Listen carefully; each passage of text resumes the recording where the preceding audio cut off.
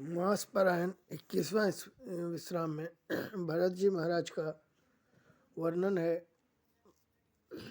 और भरत जी का राम से मिलन का वर्णन है, इसलिए इसे प्रेम पूर्वक सुने। ये श्री रामचरितमानस की पराकाष्ठा है। जो काम भरत जी ने किया, श्री राम जी के वो अंदर में विष्णु हैं, वो श्री राम जी महाविष्णु के नायक हैं और सच्चिदानंद घन परम ब्रह्म परमेश्वर हैं, जिसके अंदर करोड़ों करोड़ ब्रह्मा विष्णु महेश, कोटि कोटि ब्रह्मांड के ब्रह्मा विष्णु महेश सभी रहते हैं। और भरत जी उनके इस ब्रह्मांड के नायक विष्णु हैं और उनकी जो भक्ति है वो संपूर्ण ब्रह्मांड का पालन करने लायक है।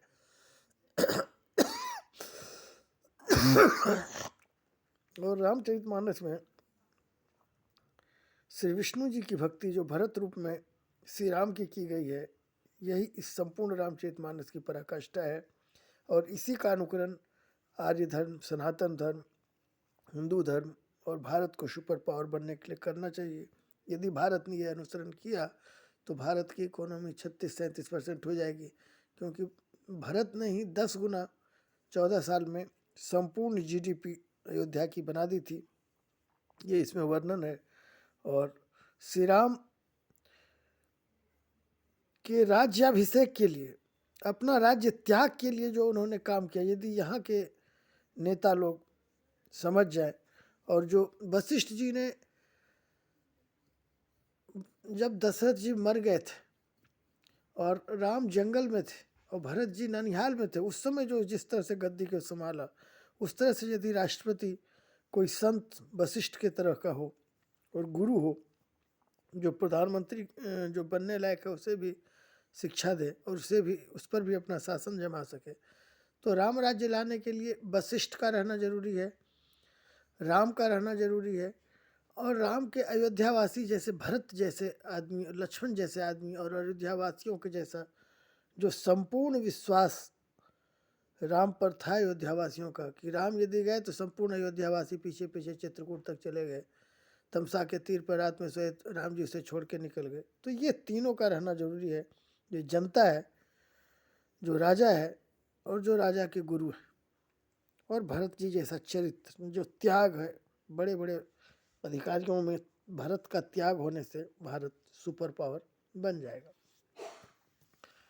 अब मैं भरत चरित्र का वर्णन करता हूँ। तब केवट दौड़कर ऊंचे चढ़ गया और भुजा उठाकर भरत जी से कहने लगा, हे नाथ, ये जौ पाकर जामुन, आम और तमाल के विशाल वृक्ष दिखाई देते हैं। जिन श्रेष्ठ वृक्षों के बीच में एक सुंदर विशाल बड़ का वृक्ष सुशोभित है, जिसको देखकर मन मोहित हो जाता है। उसके पत्ते नीले और सघन हैं और उसमें लाल फल लगे हैं। उसकी घनी छाया सब ऋतुओं में सुख देने वाली है। मानो ब्रह्मा जी ने परम शोभा को एकत्र करके अंधकार और लालिमामयी राशि सी रच दी है। हे गुसाई, ये वृक्ष नदी के समीप है, जहाँ श्री राम की पर्णकुटी छाई है। वहाँ तुलसी जी के बहुत से सुंदर वृक्ष सुशोभित हैं, जो कहीं कहीं सीता जी ने और कहीं लक्ष्मण जी ने लगाए हैं। इसी बड़ की छाया में सीता जी ने अपने करकमलों से सुंदर वेदी बनाई है, जहाँ सुजान श्री सीताराम जी मुनियों के वृंद समेत बैठकर नित्य शास्त्र, वेद और पुराणों के शब कथा इतिहास सुनते हैं। सखा के वचन सुनकर और वृक्षों को देखकर भरत जी के नेत्रों में जल उमड़ आया। दोनों भाई प्रणाम करते हुए चले। उनके प्रेम का वर्णन करने में सरस्वती जी भी सकुचाती हैं। श्री रामचंद्र जी के चरण चिन्ह देखकर दोनों भाई ऐसे हर्षित होते हैं मानो दरिद्र पारस पा गया हो। वहाँ की रज को मस्तक पर रखकर हृदय में और नेत्रों में लगाते हैं और श्री रघुनाथ जी के मिलने के समान सुख पाते हैं। भरत जी की अत्यंत अनिर्वचनीय दशा देखकर वन के पशु पक्षी और जड़ वृक्षादि जीव प्रेम में मग्न हो गए। प्रेम के विशेष होने से सखा निषादराज को भी रास्ता भूल गया। तब देवता सुंदर रास्ता बतलाकर फूल बरसाने लगे।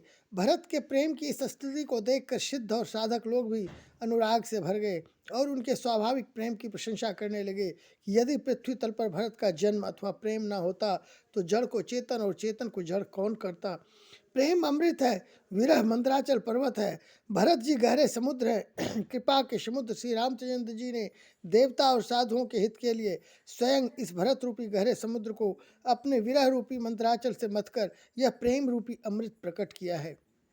सखा निषाद राज सहित इस मनोहर जोड़ी को सघन वन की आड़ के कारण लक्ष्मण जी नहीं देख पाए। भरत जी ने प्रभु श्री रामचंद्र जी के समस्त सुमंगलों के धाम और सुंदर पवित्र आश्रम को देखा। आश्रम में प्रवेश करते ही भरत जी का दुख और दाह जलन मिट गया, मानो योगी को परमार्थ परम तत्व की प्राप्ति हो गई हो। भरत जी ने देखा कि लक्ष्मण जी प्रभु के आगे खड़े हैं और पूछे हुए वचन प्रेम पूर्वक कह रहे हैं, पूछी हुई बात का प्रेम पूर्वक उत्तर दे रहे हैं। सिर पर जटा है, कमर में मुनियों का वलकल वस्त्र बांधे हैं और उसी में तरकस कसे हैं, हाथ में बाण और कंधे पर धनुष है। वेदी पर मुनि तथा साधुओं का समुदाय बैठा है और सीता जी सहित श्री रघुनाथ जी विराजमान हैं।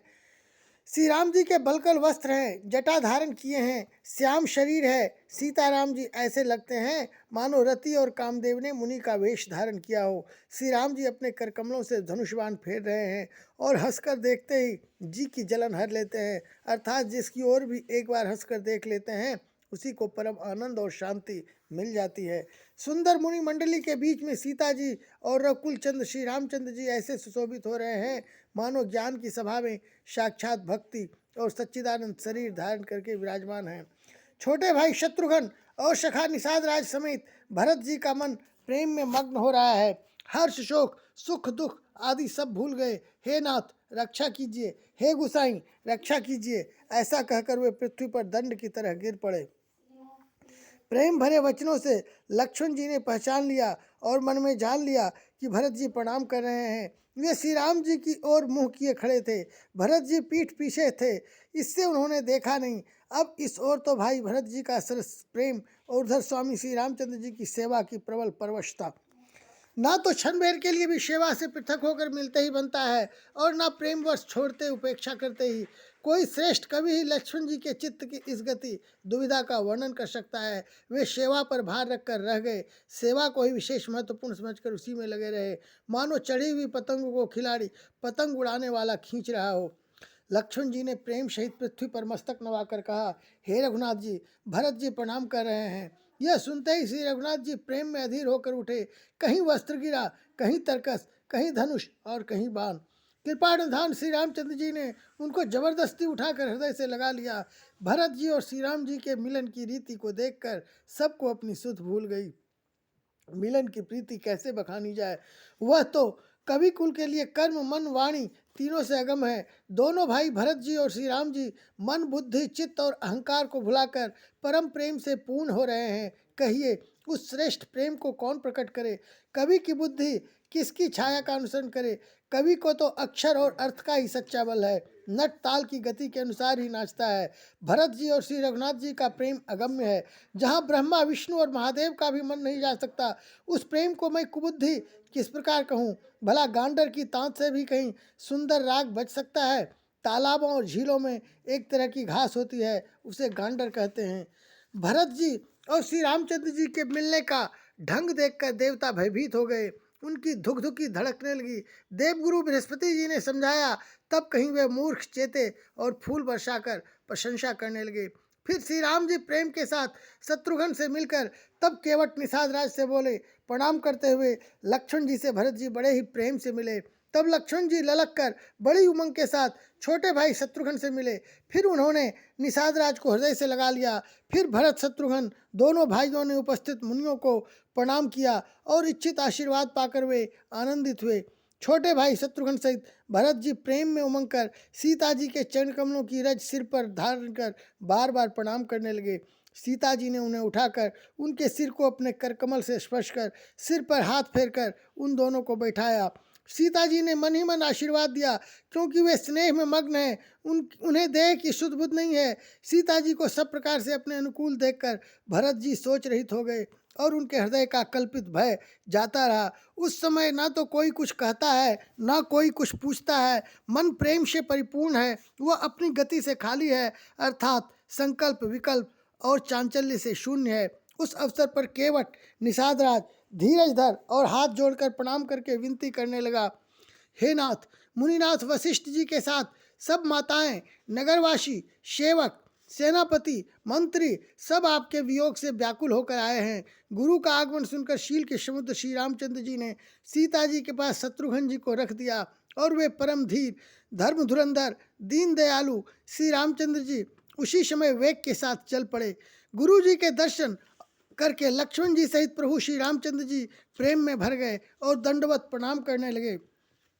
मुनि श्रेष्ठ वशिष्ठ जी ने दौड़कर उन्हें हृदय से लगा लिया और प्रेम में उमंग कर वे दोनों भाइयों से मिले। फिर प्रेम से पुलकित होकर केवट निषाद राज ने अपना नाम लेकर दूर से ही वशिष्ठ जी को दंडवत प्रणाम किया। ऋषि वशिष्ठ जी ने राम सखा जानकर उसको जबरदस्ती हृदय से लगा लिया, मानो जमीन पर लौटते हुए प्रेम को समेट लिया हो। श्री रघुनाथ जी की भक्ति सुंदर मंगलों का मूल है। इस प्रकार कहकर सराहना करते हुए देवता आकाश से फूल बरसाने लगे। वे कहने लगे, जगत में इसके समान सर्वथा नीच कोई नहीं और वशिष्ठ जी के समान बड़ा कौन है। जिस निषाद को देखकर मुनिराज वशिष्ठ जी ने लक्ष्मण जी से भी अधिक उससे आनंदित होकर मिले, यह सब सीतापति श्री रामचंद्र जी के भजन का प्रत्यक्ष प्रताप और प्रभाव है। दया की खान सुजान भगवान श्री राम जी ने सब लोगों को दुखी मिलने के लिए व्याकुल जाना। तब जो जिस भाव से मिलने का अभिलाषी था उस प्रकार का रुख रखते हुए उसकी रुचि के अनुसार उन्होंने लक्ष्मण जी सहित पल भर में सब किसी से मिलकर उनके दुख और कठिन संताप को दूर कर दिया। श्री रामचंद्र जी के लिए यह कोई बड़ी बात नहीं है। जैसे करोड़ों घोड़ों में एक ही सूर्य की पृथक पृथक छाया एक साथ ही दिखती है। समस्त पूर्वासी प्रेम में उमंग कर केवट से मिलकर उसके भाग्य की सराहना करते हैं। श्री रामचंद्र जी ने सब माताओं को दुखी देखा, मानो सुंदर लताओं की पंक्तियों को पाला मार गया हो। सबसे पहले राम जी कैकेयी से मिले और अपने सरल स्वभाव तथा भक्ति से उसकी बुद्धि को तर कर दिया। फिर चरणों में गिरकर काल, कर्म और विधाता के शिर दोष बनकर श्री राम जी ने उनको सांत्वना दी। फिर श्री रघुनाथ जी सब माताओं से मिले।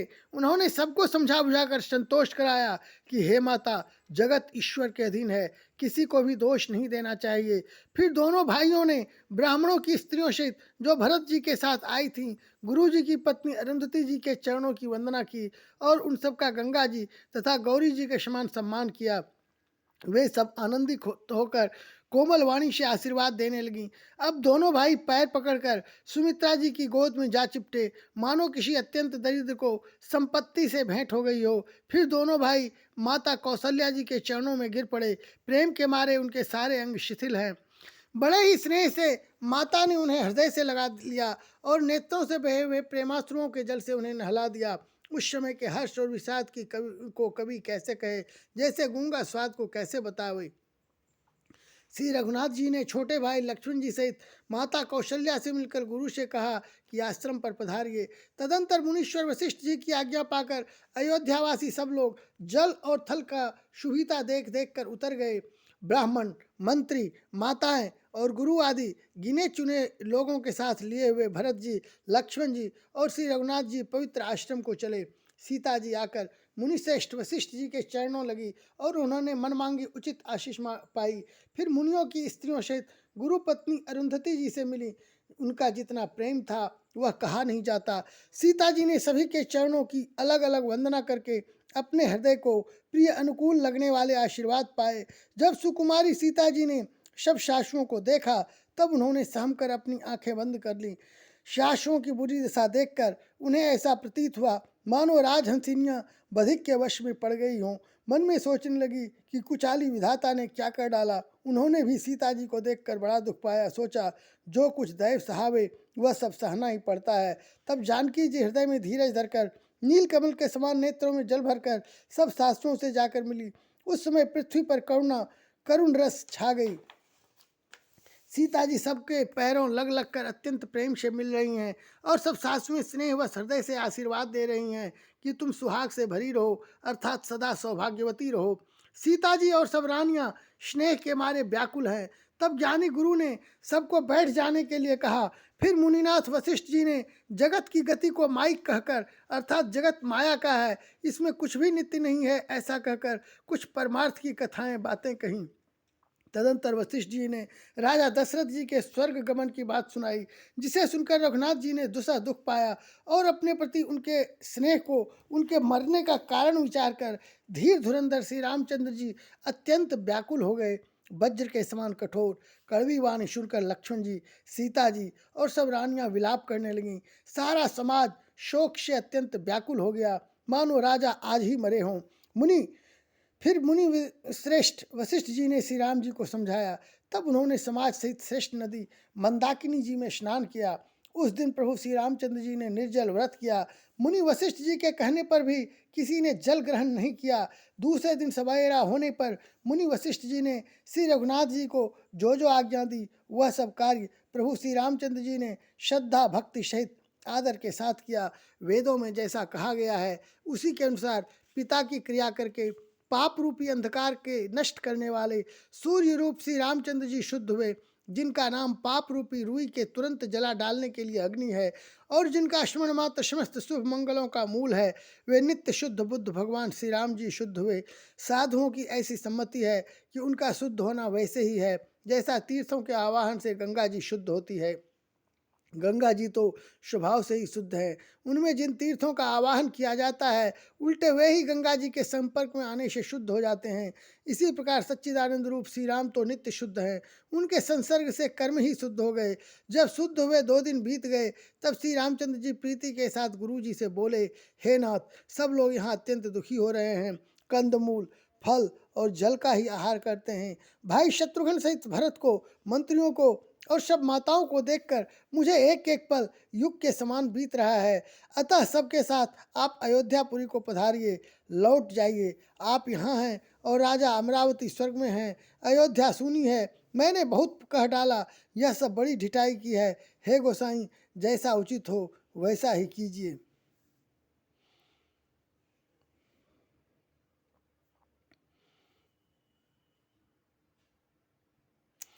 वशिष्ठ जी ने कहा, हे राम, तुम धर्म के सेतु और दया के धाम हो, तुम भला ऐसा क्यों न कहो। लोग दुखी हैं, 2 दिन तुम्हारा दर्शन कर शांति लाभ कर लें। श्री राम जी के वचन सुनकर सारा समाज भयभीत हो गया, मानो बीच समुद्र में जहाज डगमगा गया हो। परंतु जब उन्होंने गुरु वशिष्ठ जी की श्रेष्ठ कल्याण मूलक वाणी सुनी तो उस जहाज के लिए मानो हवा अनुकूल हो गई। सब लोग पवित्र पैश्वनी नदी में अथवा पैश्वनी नदी के पवित्र जल में तीनों समय सवेरे, दोपहर और सायंकाल स्नान करते हैं, जिसके दर्शन से ही पापों के समूह नष्ट हो जाते हैं और मंगल मूर्ति श्री रामचंद्र जी को दंडवत प्रणाम कर करके उन्हें नेत्र भर भर कर देखते हैं। तो मंदाकिनी नदी को ही यहाँ पैश्वनी नदी कहा गया है।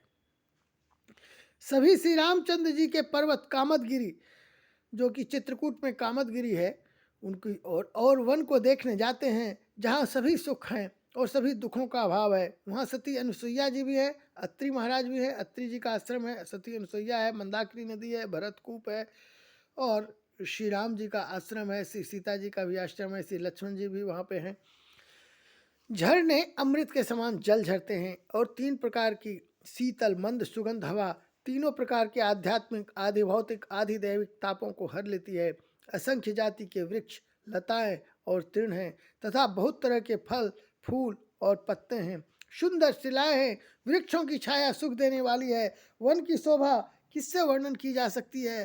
तालाबों में कमल खिल रहे हैं, जल के पक्षी कूज रहे हैं, भौरे गुंजार कर रहे हैं और बहुत रंगों के पक्षी और पशु वन में वैर रहित होकर विहार कर रहे हैं। कोल, किरात और भील आदि वन के रहने वाले लोग पवित्र, सुंदर एवं अमृत के समान स्वादिष्ट मधु, शहद को सुंदर दोने बनाकर और उनमें भर भर कर तथा कंद मूल, फल और अंकुर आदि की जूड़ियों अंटियों को सबको विनय और प्रणाम करके उन चीज़ों को अलग अलग स्वाद, भेद, प्रकार, गुण और नाम बता बता कर देते हैं। लोग उनका बहुत दाम देते हैं पर वे नहीं लेते और लौटा देने में श्री राम जी की दुहाई देते हैं। प्रेम में मग्न हुए वे कोमल वाणी से कहते हैं कि साधु लोग प्रेम को पहचान कर उसका सम्मान करते हैं, अर्थात आप साधु हैं, आप हमारे प्रेम को देखिए, दाम देकर या वस्तुएं लौटाकर हमारे प्रेम का तिरस्कार न कीजिए। आप तो पुण्यात्मा हैं, हम नीच निषाद हैं। श्री राम जी की कृपा से ही हमने आप लोगों के दर्शन पाए हैं। हम लोगों को आपके दर्शन बड़े ही दुर्लभ हैं, जैसे मरुभूमि के लिए गंगा जी की धारा दुर्लभ है। देखिए, कृपालु श्री रामचंद्र जी ने निषाद पर कैसी कृपा की है। जैसे राजा हैं वैसा ही उनके परिवार और प्रजा को भी होना चाहिए। हृदय में ऐसा जानकर संकोच छोड़कर और हमारा प्रेम देखकर कृपा कीजिए और हमको कृतार्थ करने के लिए ही फल, तृण और अंकुर लीजिए। आप प्रिय पाहुने वन में पधारे हैं, आपकी सेवा करने के योग्य हमारे भाग्य नहीं है। हे स्वामी, हम आपको क्या देंगे? भीलों की मित्रता तो बस ईंधन, लकड़ी और पत्तों ही तक है। हमारी तो यही बड़ी भारी सेवा है कि हम आपके कपड़े और बर्तन नहीं चुरा लेते। हम लोग जड़ जीव हैं, जीवों की हिंसा करने वाले हैं, कुटिल, कुचाली, कुबुद्धि और कुजाती हैं। हमारे दिन रात पाप करते ही बीतते हैं, तो भी ना तो हमारी कमर में कपड़ा है और ना पेट ही भरते हैं। हम में स्वप्न में भी कभी धर्म बुद्धि कैसी? यह सब तो श्री रघुनाथ जी के दर्शन का प्रभाव है। जब से प्रभु के चरण कमल देखे तब से हमारे दुसह दुख और दोष मिट गए।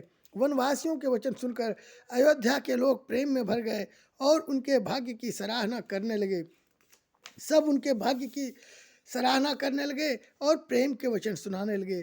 उन लोगों के बोलने और मिलने का ढंग तथा श्री सीताराम जी के चरणों में उनका प्रेम देखकर सब सुख पा रहे हैं। उन कोल भीलों को की वाणी सुनकर सभी नर नारी अपने प्रेम का निरादर करते हैं, उसे धिक्कार देते हैं। तुलसीदास जी कहते हैं कि यह रघुवंशमणि श्री रामचंद्र जी की कृपा है कि लोहा नौका को अपने ऊपर लेकर तैर गया। सब लोग दिनों दिन परम आनंदित होते हुए वन में चारों ओर विचरते हैं। जैसे पहली वर्षा के जल से मेढक और मोर मोटे हो जाते हैं, प्रसन्न होकर नाचते कूदते हैं। अयोध्यापुरी के पुरुष और स्त्री सभी प्रेम में अत्यंत मग्न हो रहे हैं। उनके दिन पलक के समान बीत जाते हैं। जितनी सासुएं थी उतने ही वेश रूप बनाकर सीता जी सब सासुओं की आदरपूर्वक एक सी सेवा करती हैं। श्री रामचंद्र जी के सिवा इस भेद को और किसी ने नहीं जाना। सब मायाएं पराशक्ति महामाया श्री सीता जी की माया में ही है। सीता जी ने सासुओं को सेवा से वश में कर लिया। उन्होंने सुख पाकर सीख और आशीर्वाद दिए। सीता जी समेत दोनों भाइयों श्री राम लक्ष्मण को सरल स्वभाव देखकर कुटिल रानी कैकेयी भरपेट पछताई। वह पृथ्वी तथा यमराज से याचना करती है, किंतु धरती बीच फटकर समा जाने के लिए रास्ता नहीं देती और विधाता मौत नहीं देता। लोक और वेद में प्रसिद्ध है और कवि ज्ञानी भी कहते हैं कि जो श्री राम जी से विमुख है उन्हें नरक में भी ठौर नहीं मिलती है। सबके मन में यह संदेह हो रहा था कि हे विधाता, श्री रामचंद्र जी का अयोध्या जाना होगा या नहीं। भरत जी को न तो रात को नींद आती है न दिन में भूख ही लगती है। वे पवित्र सोच में ऐसे विकल है जैसे नीचे तल के कीचड़ में डूबी हुई मछली को जल की कमी से व्याकुलता होती है। भरत जी सोचते हैं कि माता के मिस से काल ने कुचाल की है, जैसे धान के पकते समय ईति का भय आ उपस्थित हो। अब श्री रामचंद्र जी का राज्याभिषेक किस प्रकार हो, मुझे तो एक भी उपाय नहीं सूझ पड़ता। गुरु जी की आज्ञा मानकर तो श्री राम जी अवश्य ही अयोध्या को लौट चलेंगे, परंतु मुनि वशिष्ठ जी तो श्री रामचंद्र जी की रुचि जानकर ही कुछ कहेंगे, अर्थात वे श्री राम जी की रुचि देखे बिना जाने को नहीं कहेंगे। माता कौशल्या जी के कहने से भी श्री रघुनाथ जी लौट सकते हैं, पर भला श्री राम जी को जन्म देने वाली माता क्या कभी हट करेगी? मुझ सेवक की तो बात ही कितनी है, उसमें भी समय खराब है, मेरे दिन अच्छे नहीं हैं और विधाता प्रतिकूल है। यदि मैं हट करता हूँ तो यह घोर कुकर्म अधर्म होगा, क्योंकि सेवक का धर्म शिव जी के पर्वत कैलाश से भी भारी निभाने में कठिन है। एक भी युक्ति भरत जी के मन में ना ठहरी। सोचते ही सोचते रात बीत गई। भरत जी प्रातःकाल स्नान करके और प्रभु श्री रामचंद्र जी को सिर नवाकर बैठे ही थे कि ऋषि वशिष्ठ जी ने उनको बुलावा भेजा। भरत जी गुरु के चरण कमलों में प्रणाम करके आज्ञा पाकर बैठ गए। उसी समय ब्राह्मण, महाजन, मंत्री आदि सभी सभासद आकर जुट गए। श्रेष्ठ मुनि वशिष्ठ जी समायोचित वचन बोले, हे सभासदों, हे सुजान भरत, सुनो। सूर्य कुल के सूर्य महाराज श्री रामचंद्र धर्म धुरंधर और स्वतंत्र भगवान हैं। सत्य संध पालक वे सत्य प्रतिज्ञ और वेदों की मर्यादा के रक्षक हैं। श्री राम जी का अवतार ही जगत के कल्याण के लिए हुआ है। वे गुरु, पिता और माता के वचनों के अनुसार चलने वाले हैं। दुष्टों के दल का नाश करने वाले और देवताओं के हितकारी हैं। नीति, प्रेम, परमार्थ और स्वार्थ को श्री राम जी के समान यथार्थ तत्व से कोई नहीं जानता। ब्रह्मा, विष्णु, महादेव, चंद्र, सूर्य, दिक्पाल, माया, जीव सभी कर्म और काल, शेष जी और पृथ्वी एवं पाताल के अन्य अन्य राजा आदि जहाँ तक प्रभुता है, और योग की सिद्धियाँ जो वेद और शास्त्रों में गाई गई हैं, हृदय में अच्छी तरह विचार कर देखो तो यह स्पष्ट दिखाई देगा कि श्री राम जी की आज्ञा इन सभी के सिर पर है, अर्थात श्री राम जी ही सबके एकमात्र महान परमेश्वर हैं। अतएव श्री राम जी की आज्ञा और रुख रखने में ही हम सबका हित होगा। इस तत्व और रहस्य को समझकर अब तुम सयाने लोग जो सबको सम्मत हो वही मिलकर करो। श्री राम जी का राज्याभिषेक सबके लिए सुखदायक है। मंगल और आनंद का मूल यही एक मार्ग है। अब श्री रघुनाथ जी अयोध्या किस प्रकार चलें, विचार कर कहो, वही उपाय किया जाए। मुनि श्रेष्ठ वशिष्ठ जी की नीति, परमार्थ और स्वार्थ, लौकिक हित में सनी हुई वाणी सबने आदर पूर्वक सुनी, पर किसी को कोई उत्तर नहीं आता। सब लोग भोले विचार शक्ति से रहित हो गए। तब भरत ने सिर नवाकर हाथ जोड़े और कहा, सूर्यवंश में एक से अधिक बड़े बहुत से राजा हो गए हैं। सभी के जन्म के कारण पिता माता होते हैं और शुभ अशुभ कर्मों का फल विधाता देते हैं। आपकी आशीष ही एक ऐसी है जो दुखों का दमन करके समस्त कल्याणों को सज देती है। यह जगत जानता है। हे स्वामी, आप वही हैं जिन्होंने विधाता की गति विधान को भी रोक दिया। आपने जो टेक दी, जो निश्चय कर दिया, उसे कौन टाल सकता है। अब आप मुझसे उपाय पूछते हैं, यह सब मेरा अभाग्य है। भरत जी के प्रेम में वचनों को सुनकर गुरु जी के हृदय में प्रेम उमड़ आया। वे बोले, हे तात, बात सत्य है, पर है राम जी के कृपा से ही है। राम विमुख को तो स्वप्न में भी सिद्धि नहीं मिलती। हे तात, मैं एक बात कहने में सुख चाहता हूँ। बुद्धिमान लोग सर्वस्व ज्यादा देखकर आधे की रक्षा के लिए आधा छोड़ दिया करते हैं। अतः तुम दोनों भाई भरत शत्रुघ्न वन को जाओ और लक्ष्मण सीता और श्री रामचंद्र जी को लौटा दिया जाए। ये सुंदर वचन सुनकर दोनों भाई हर्षित हो गए। उनके सारे अंग परमानंद से परिपूर्ण हो गए। उनके मन प्रसन्न हो गए। शरीर में तेज सुशोभित हो गया, मानो राजा दशरथ जी उठे हों और श्री रामचंद्र जी राजा हो गए हों।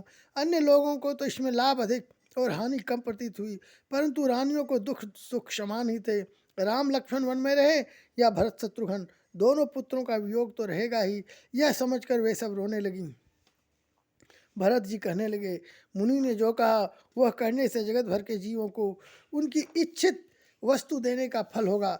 14 वर्ष की कोई अवधि नहीं, मैं जन्म भर वन में वास करूंगा। मेरे लिए इससे बढ़कर और कोई सुख नहीं है।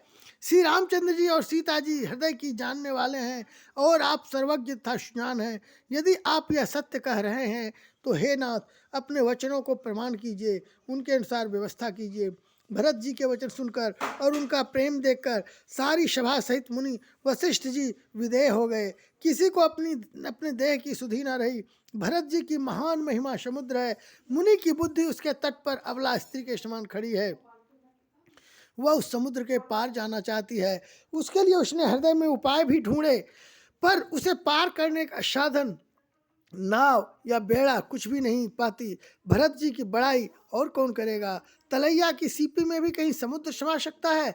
मुनि वशिष्ठ जी के अंतरात्मा को भरत जी बहुत अच्छे लगे और वे समाज सहित श्री राम जी के पास आए। प्रभु श्री रामचंद्र जी ने प्रणाम कर उत्तम आसन दिया। सब लोग मुनि की आज्ञा सुनकर बैठ गए। श्रेष्ठ मुनि देश, काल और अवसर के अनुसार विचार करके वचन बोले, हे सर्वज्ञ, हे सुजान, हे धर्म, नीति, गुण और ज्ञान के भंडार राम, सुनिए। आप सबके हृदय के भीतर बसते हैं और सबके भले बुरे भाव को जानते हैं। जिसमें पूर्ववासियों का, माताओं का और भरत का हित हो, वही उपाय बतलाइए। आर्त दुखी लोग कभी विचार कर नहीं कहते। जुआरी को अपना ही दांव सूझता है। मुनि के वचन सुनकर श्री रघुनाथ जी कहने लगे, हे नाथ, उपाय तो आप ही के हाथ है। आपका रुख रखने में और आपकी आज्ञा को सत्य कहकर प्रसन्नता पूर्वक पालन करने में ही सबका हित है। पहले तो मुझे जो आज्ञा हो मैं उसी शिक्षा को माथे पर चढ़ाकर करूं। फिर हे गोसाई, आप जिसको जैसा कहेंगे वह सब तरह से सेवा में लग जाएगा, आज्ञा पालन करेगा। मुनि वशिष्ठ जी कहने लगे, हे राम, तुमने सच कहा, पर भरत के प्रेम ने विचार को नहीं रहने दिया। इसीलिए मैं बार बार कहता हूँ, मेरी बुद्धि भरत की भक्ति के वश हो गई है। मेरी समझ में तो भरत की रुचि देखकर जो कुछ किया जाएगा, शिव जी साक्षी हैं, वह सब शुभ ही होगा। पहले भरत की विनती आदर पूर्वक सुन लीजिए, फिर उस पर विचार कीजिए। तब साधु मत, लोक मत, राजनीति और वेदों का निचोड़ सार निकालकर वैसा ही उसी के अनुसार कीजिए। भरत जी पर गुरु जी का स्नेह देखकर श्री रामचंद्र जी के हृदय में विशेष आनंद हुआ। भरत जी को धर्म धुरंधर और तन मन वचन से अपना सेवक जानकर श्री रामचंद्र जी ने गुरु की आज्ञा के अनुकूल मनोहर, कोमल और कल्याण के मूल वचन बोले। हे नाथ, आपकी सौगंध और पिताजी के चरणों की दुहाई है, मैं सत्य कहता हूँ कि विश्व भर में भरत के समान भाई कोई हुआ ही नहीं। जो लोग गुरु के चरण कमलों के अनुरागी हैं, वे लोक में लौकिक दृष्टि से भी और वेद में परमार्थिक दृष्टि से भी बड़भागी होते हैं। फिर जिस पर आप गुरु का ऐसा स्नेह है, उस भरत के भाग्य को कौन कह सकता है। छोटा भाई जानकर भरत के मुंह पर उसकी बड़ाई करने में मेरी बुद्धि सकुचाती है। फिर मैं तो यही कहूँगा कि भरत जो कुछ कहें वही करने में भलाई है। ऐसा कहकर श्री रामचंद्र जी चुप हो रहे।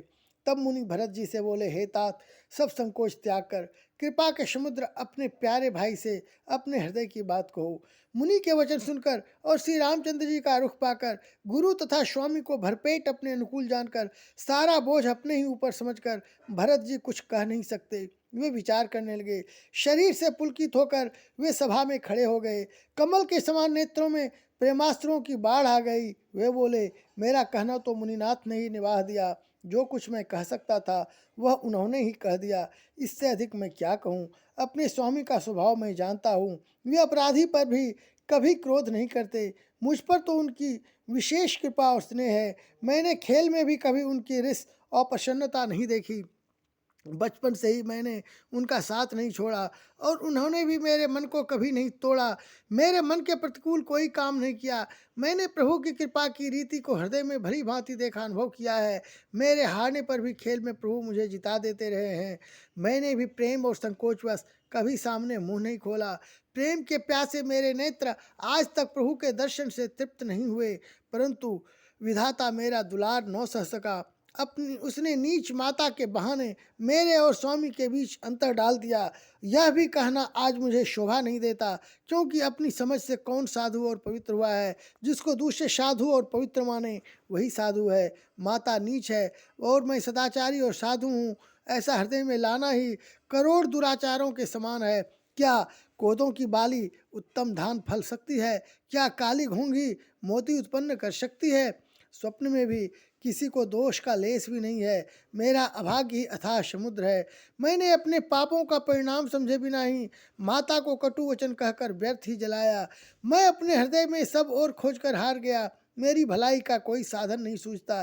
एक ही प्रकार भले ही निश्चय ही मेरा भला है, वह यह है कि गुरु महाराज सर्वसमर्थ हैं और सीताराम जी मेरे स्वामी हैं। इसी से परिणाम मुझे अच्छा जान पड़ता है। साधुओं की सभा में गुरु जी और स्वामी के समीप इस पवित्र तीर्थ स्थान में मैं भी सत्य भाव से कहता हूँ, यह प्रेम है या प्रपंच, छल कपट, झूठ है या सच, इसे सर्वज्ञ मुनि वशिष्ठ जी और अंतर्यामी श्री रघुनाथ जी जानते हैं। प्रेम के प्रण को निवाह कर महाराज पिताजी का मरना और माता की कुबुद्धि दोनों का सारा संसार साक्षी है। माताएं व्याकुल हैं, वे देखी नहीं जाती। अवधपुरी के नर नारी दुसह ताप से जल रहे हैं। मैं ही इन सारे अनर्थों का मूल हूँ। यह सुन और समझकर मैंने सब दुख सहा है। श्री रघुनाथ जी लक्ष्मण और सीता जी के साथ मुनियों का सा वेश धारण कर बिना जूते अपने पांव प्यादे पैदल ही वन को चले गए। यह सुनकर शंकर जी साक्षी हैं। इस घाव से भी मैं जीता रह गया। यह सुनते ही मेरे प्राण नहीं निकल गए। फिर निषाद राज का प्रेम देखकर भी इस वज्र से भी कठोर हृदय में छेद नहीं हुआ, यह फटा नहीं। अब यहाँ आकर सब आंखों से देख लिया। यह जड़ जीव जीता रहकर सही सहायेगा। जिनको देखकर रास्ते की सांपनी और बिच्छी भी अपने भयानक विष और तीव्र क्रोध को त्याग देती हैं, वे ही श्री रघुनंदन लक्ष्मण और सीता जिसको शत्रु जान पड़े, उस कैकेयी के पुत्र मुझको छोड़कर दैव दुसह दुख और किसे सहावेगा। अत्यंत व्याकुल तथा दुख, प्रेम, विनय और नीति में सनी हुई भरत जी की श्रेष्ठ वाणी सुनकर सब लोग शोक में मग्न हो गए। सारी सभा में विषाद छा गया, मानो कमल के वन पर पाला पड़ गया हो। तब ज्ञानी मुनि वशिष्ठ जी ने अनेक प्रकार की पुरानी ऐतिहासिक कथाएं कहकर भरत जी का समाधान किया। फिर सूर्य कुल रूपी कुमुद वन के प्रफुल्लित करने वाले चंद्रमा श्री रघुनाथ नंदन उचित वचन बोले, हे तात, तुम अपने हृदय में व्यर्थ ही ग्लानि करते हो। जीव की गति को ईश्वर के अधीन जानो। मेरे मत में भूत भविष्य वर्तमान तीनों कालों और स्वर्ग, पृथ्वी और पाताल, तीनों लोकों के सब पुण्यात्मा पुरुष तुमसे नीचे हैं। हृदय में भी तुम पर कुटिलता का आरोप करने से यह लोक, यहाँ के सुख, यश आदि बिगड़ जाता है और परलोक भी नष्ट हो जाता है। मरने के बाद भी अच्छी गति नहीं मिलती। माता कैकेयी के तो वही मूर्ख दोष देते हैं जिन्होंने गुरु और साधुओं की सभा का सेवन नहीं किया है। हे भरत, तुम्हारा नाम स्मरण करते ही सब पाप, प्रपंच, अज्ञान और समस्त अमंगलों के समूह मिट जाएंगे तथा इस लोक में सुंदर यश और परलोक में सुख प्राप्त होगा। हे भरत, मैं स्वभाव से ही सत्य कहता हूँ। शिव जी साक्षी हैं, यह पृथ्वी तुम्हारी ही रखी रह रही है। हे तात, तुम व्यर्थ कुतर्क न करो। वैर और प्रेम छिपाए नहीं छिपते। पक्षी और पशु मुनियों के पास बेधड़क चले जाते हैं, पर हिंसा करने वाले बधिकों को देखते ही भाग जाते हैं। मित्र और शत्रु को पशु पक्षी भी पहचानते हैं, फिर मनुष्य शरीर तो गुण और ज्ञान का भंडार ही है। हे तात, मैं तुम्हें अच्छी तरह जानता हूँ, क्या करूँ जी में बड़ा असमंजस दुविधा है। राजा ने मुझे त्याग कर सत्य को रखा और प्रेम प्रण के लिए शरीर छोड़ दिया। उनके वचन को मेटते मन में सोच होता है, उससे भी बढ़कर तुम्हारा संकोच है। उस पर भी गुरु जी ने मुझे आज्ञा दी है, इसलिए अब तुम जो कुछ कहो अवश्य ही मैं वही करना चाहता हूँ। तुम मन को प्रसन्न कर और संकोच को त्याग कर जो कुछ कहो मैं आज वही करूं। सत्य प्रतिज्ञ रघुकुल श्रेष्ठ श्री राम जी का यह वचन सुनकर सारा समाज सुखी हो गया। देवगणों सहित देवराज इंद्र भयभीत होकर सोचने लगे कि अब बना बनाया काम बिगड़ना ही चाहता है, कुछ उपाय करते नहीं बनता। तब वे सब मन ही मन श्री राम जी की शरण गए। फिर वे विचार करके आपस में कहने लगे कि श्री रघुनाथ जी तो भक्ति के वश हैं। अम्बरीश और दुर्वासा की घटना याद करके तो देवता और इंद्र बिल्कुल ही निराश हो गए।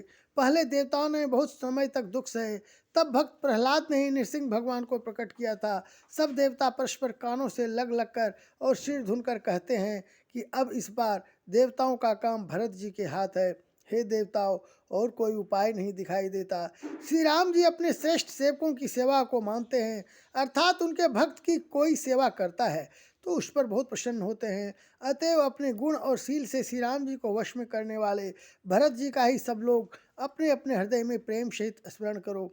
देवताओं की मत सुनकर देवगुरु बृहस्पति जी ने कहा, अच्छा विचार किया, तुम्हारे बड़े भाग्य हैं। भरत जी के चरणों का प्रेम जगत में समस्त शुभ मंगलों का मूल है। सीतानाथ श्री राम जी के सेवक की सेवा सैकड़ों कामधेनुओं के समान सुंदर है। तुम्हारे मन में भरत जी की भक्ति आई है तो अब सोच छोड़ दो, विधाता ने बात बना दी।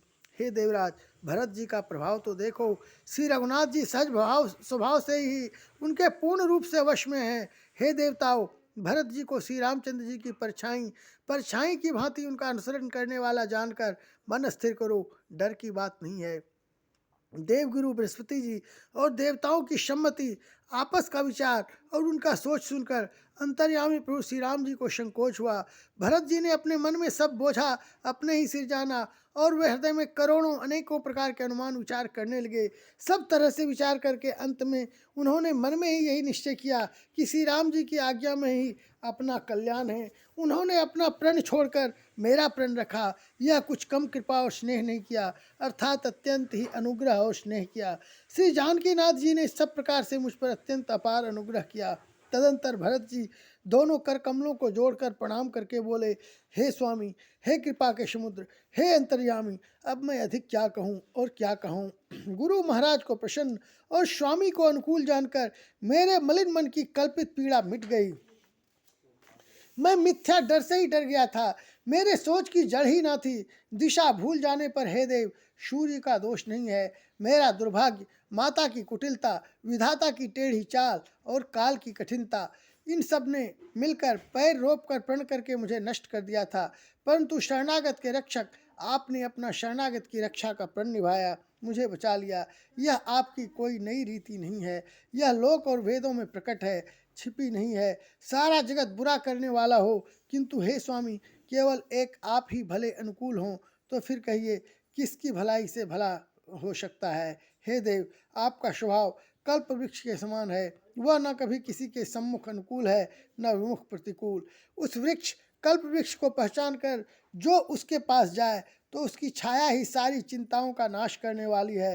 राजा रंग भले बुरे जगत में सभी उससे मांगते ही मनचाही वस्तु पाते हैं। गुरु और स्वामी का सब प्रकार से स्नेह देखकर मेरा क्षोभ मिट गया, मन में कुछ भी संदेह नहीं रहा। हे दया की खान, अब वही कीजिए जिससे दास के लिए प्रभु के चित्त में क्षोभ किसी प्रकार का विचार न हो। जो सेवक स्वामी को संकोच में डालकर अपना भला चाहता है उसकी बुद्धि नीच है।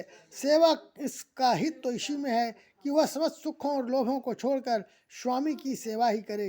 हे नाथ, आपके लौटने में सभी का स्वार्थ है और आपकी आज्ञा पालन करने में करोड़ों प्रकार से कल्याण है। यही स्वार्थ और परमार्थ का सार निचोड़ है, समस्त पुण्यों का फल और संपूर्ण शुभ गतियों का श्रृंगार है। हे देव, आप मेरी एक विनती सुनकर फिर जैसा उचित हो वैसा ही कीजिए। राज तिलक की सब सामग्री सजा कर लाई गई है, जो प्रभु का मन माने तो उसे सफल कीजिए, उसका उपयोग कीजिए। छोटे भाई शत्रुघ्न समेत मुझे वन में भेज दीजिए और अयोध्या लौटकर सबको सनाथ कीजिए। नहीं तो किसी तरह भी यदि आप अयोध्या जाने को तैयार न हो तो हे नाथ, लक्ष्मण और शत्रुघ्न दोनों भाइयों को लौटा दीजिए और मैं आपके साथ चलूं, अथवा हम तीनों भाई वन चले जाएं। और हे रघुनाथ जी, आप श्री सीता जी सहित अयोध्या को लौट जाइए। हे दया सागर, जिस प्रकार से प्रभु का मन प्रसन्न हो वही कीजिए। हे देव, आपने सारा भार जिम्मेवारी मुझ पर रख दिया, पर मुझ में ना तो नीति का विचार है न धर्म का। मैं तो अपने स्वार्थ के लिए सब बातें कह रहा हूँ। आर्त दुखी मनुष्य के चित्त में चेत विवेक नहीं रहता। स्वामी की आज्ञा सुनकर जो उत्तर दे, ऐसे सेवक को देखकर लज्जा भी लजा जाती है। मैं अवगुणों का ऐसा अथाह समुद्र हूँ कि प्रभु को उत्तर दे रहा हूँ, किंतु स्वामी आप स्नेह व साधु कहकर मुझे सराहते हैं। हे कृपालु, अब तो वही मत मुझे भाता है जिससे स्वामी का मन संकोच न पावे। प्रभु के चरणों की शपथ है, मैं सत्य भाव से कहता हूँ, जगत के कल्याण के लिए एक यही उपाय है। प्रसन्न मन से संकोच त्याग कर प्रभु जिसे जो आज्ञा देंगे उसे सब लोग सिर चढ़ाकर पालन करेंगे और सब उपद्रव उलझने मिट जाएंगी। भरत जी के पवित्र वचन सुनकर देवता हर्षित हुए और साधु साधु का कर सराहना करते हुए देवताओं ने फूल बरसाए। अयोध्या निवासी असमंजस के वश हो गए कि देखें अब श्री राम जी क्या कहते हैं। तपस्वी तथा वनवासी लोग श्री राम जी के वन में बने रहने की आशा से मन में परम आनंदित हुए, किंतु संकोची श्री रघुनाथ जी चुप ही रह गए।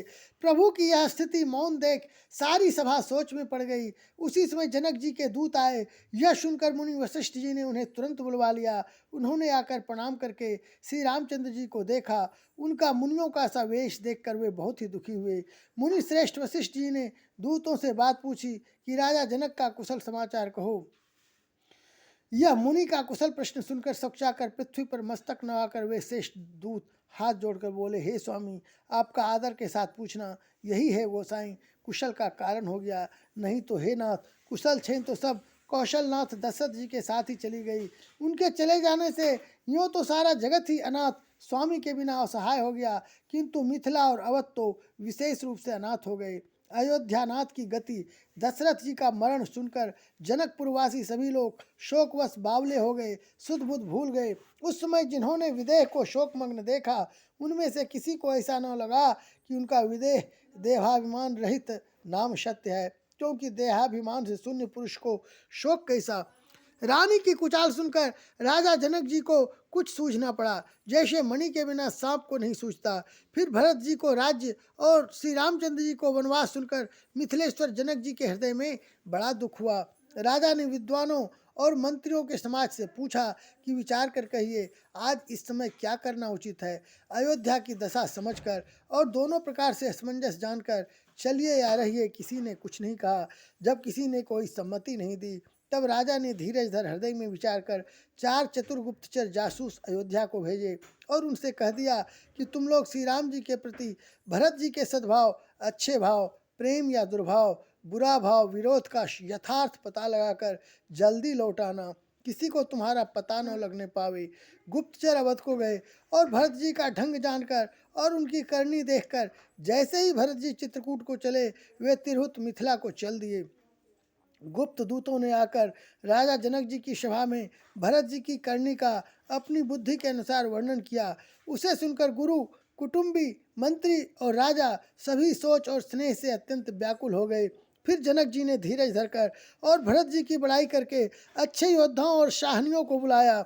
घर, नगर और देश में रक्षकों को रखकर घोड़े, हाथी, रथ आदि बहुत सी सवारियां सजवाईं।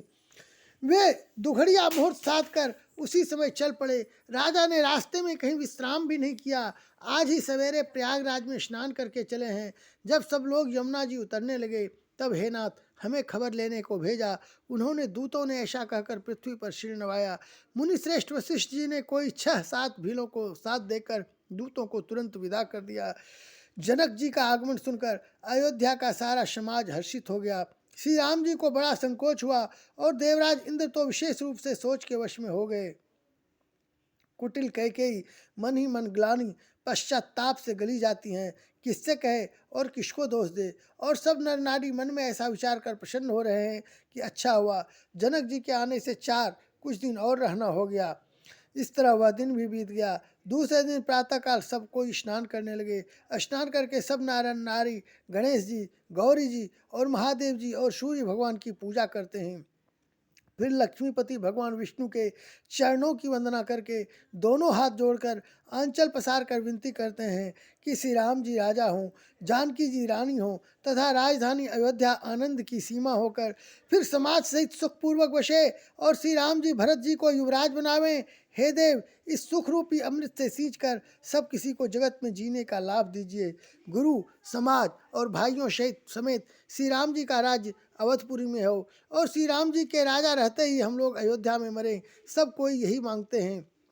अयोध्या वासियों की प्रेममयी वाणी सुनकर ज्ञानी मुनि भी अपने योग और वैराग्य की निंदा करते हैं। अवधवासी इस प्रकार नित्य कर्म करके श्री राम जी को पुलकित शरीर हो प्रणाम करते हैं। ऊंच नीच और मध्यम सभी श्रेणियों के स्त्री पुरुष अपने अपने भाव के अनुसार श्री राम जी का दर्शन प्राप्त करते हैं। श्री रामचंद्र जी सावधानी के साथ सबका सम्मान करते हैं और सभी कृपा निधान श्री रामचंद्र जी की सराहना करते हैं। श्री राम जी के लड़कपन से ही यह बान है कि वे प्रेम को पहचान कर नीति का पालन करने वाले हैं। श्री रघुनाथ जी शील और संकोच के समुद्र हैं। वे सुंदर मुख के या सबके अनुकूल रहने वाले, सुंदर नेत्र वाले या सबको कृपा और प्रेम की दृष्टि से देखने वाले और सरल स्वभाव हैं। श्री राम जी के गुण समूहों को कहते कहते सब लोग प्रेम में भर गए और अपने भाग्य की सराहना करने लगे कि जगत में हमारे समान पुण्य की बड़ी पूंजी वाले थोड़े ही हैं जिन्हें श्री राम जी अपना करके जानते हैं। ये मेरे ही हैं ऐसा जानते हैं। उस समय सब लोग प्रेम में मग्न हैं। इतने में ही मिथिलापति जनक जी को आते हुए सुनकर सूर्य कुल रूपी कमल के सूर्य श्री रामचंद्र जी सभा सहित आदर पूर्वक जल्दी से उठ खड़े हुए।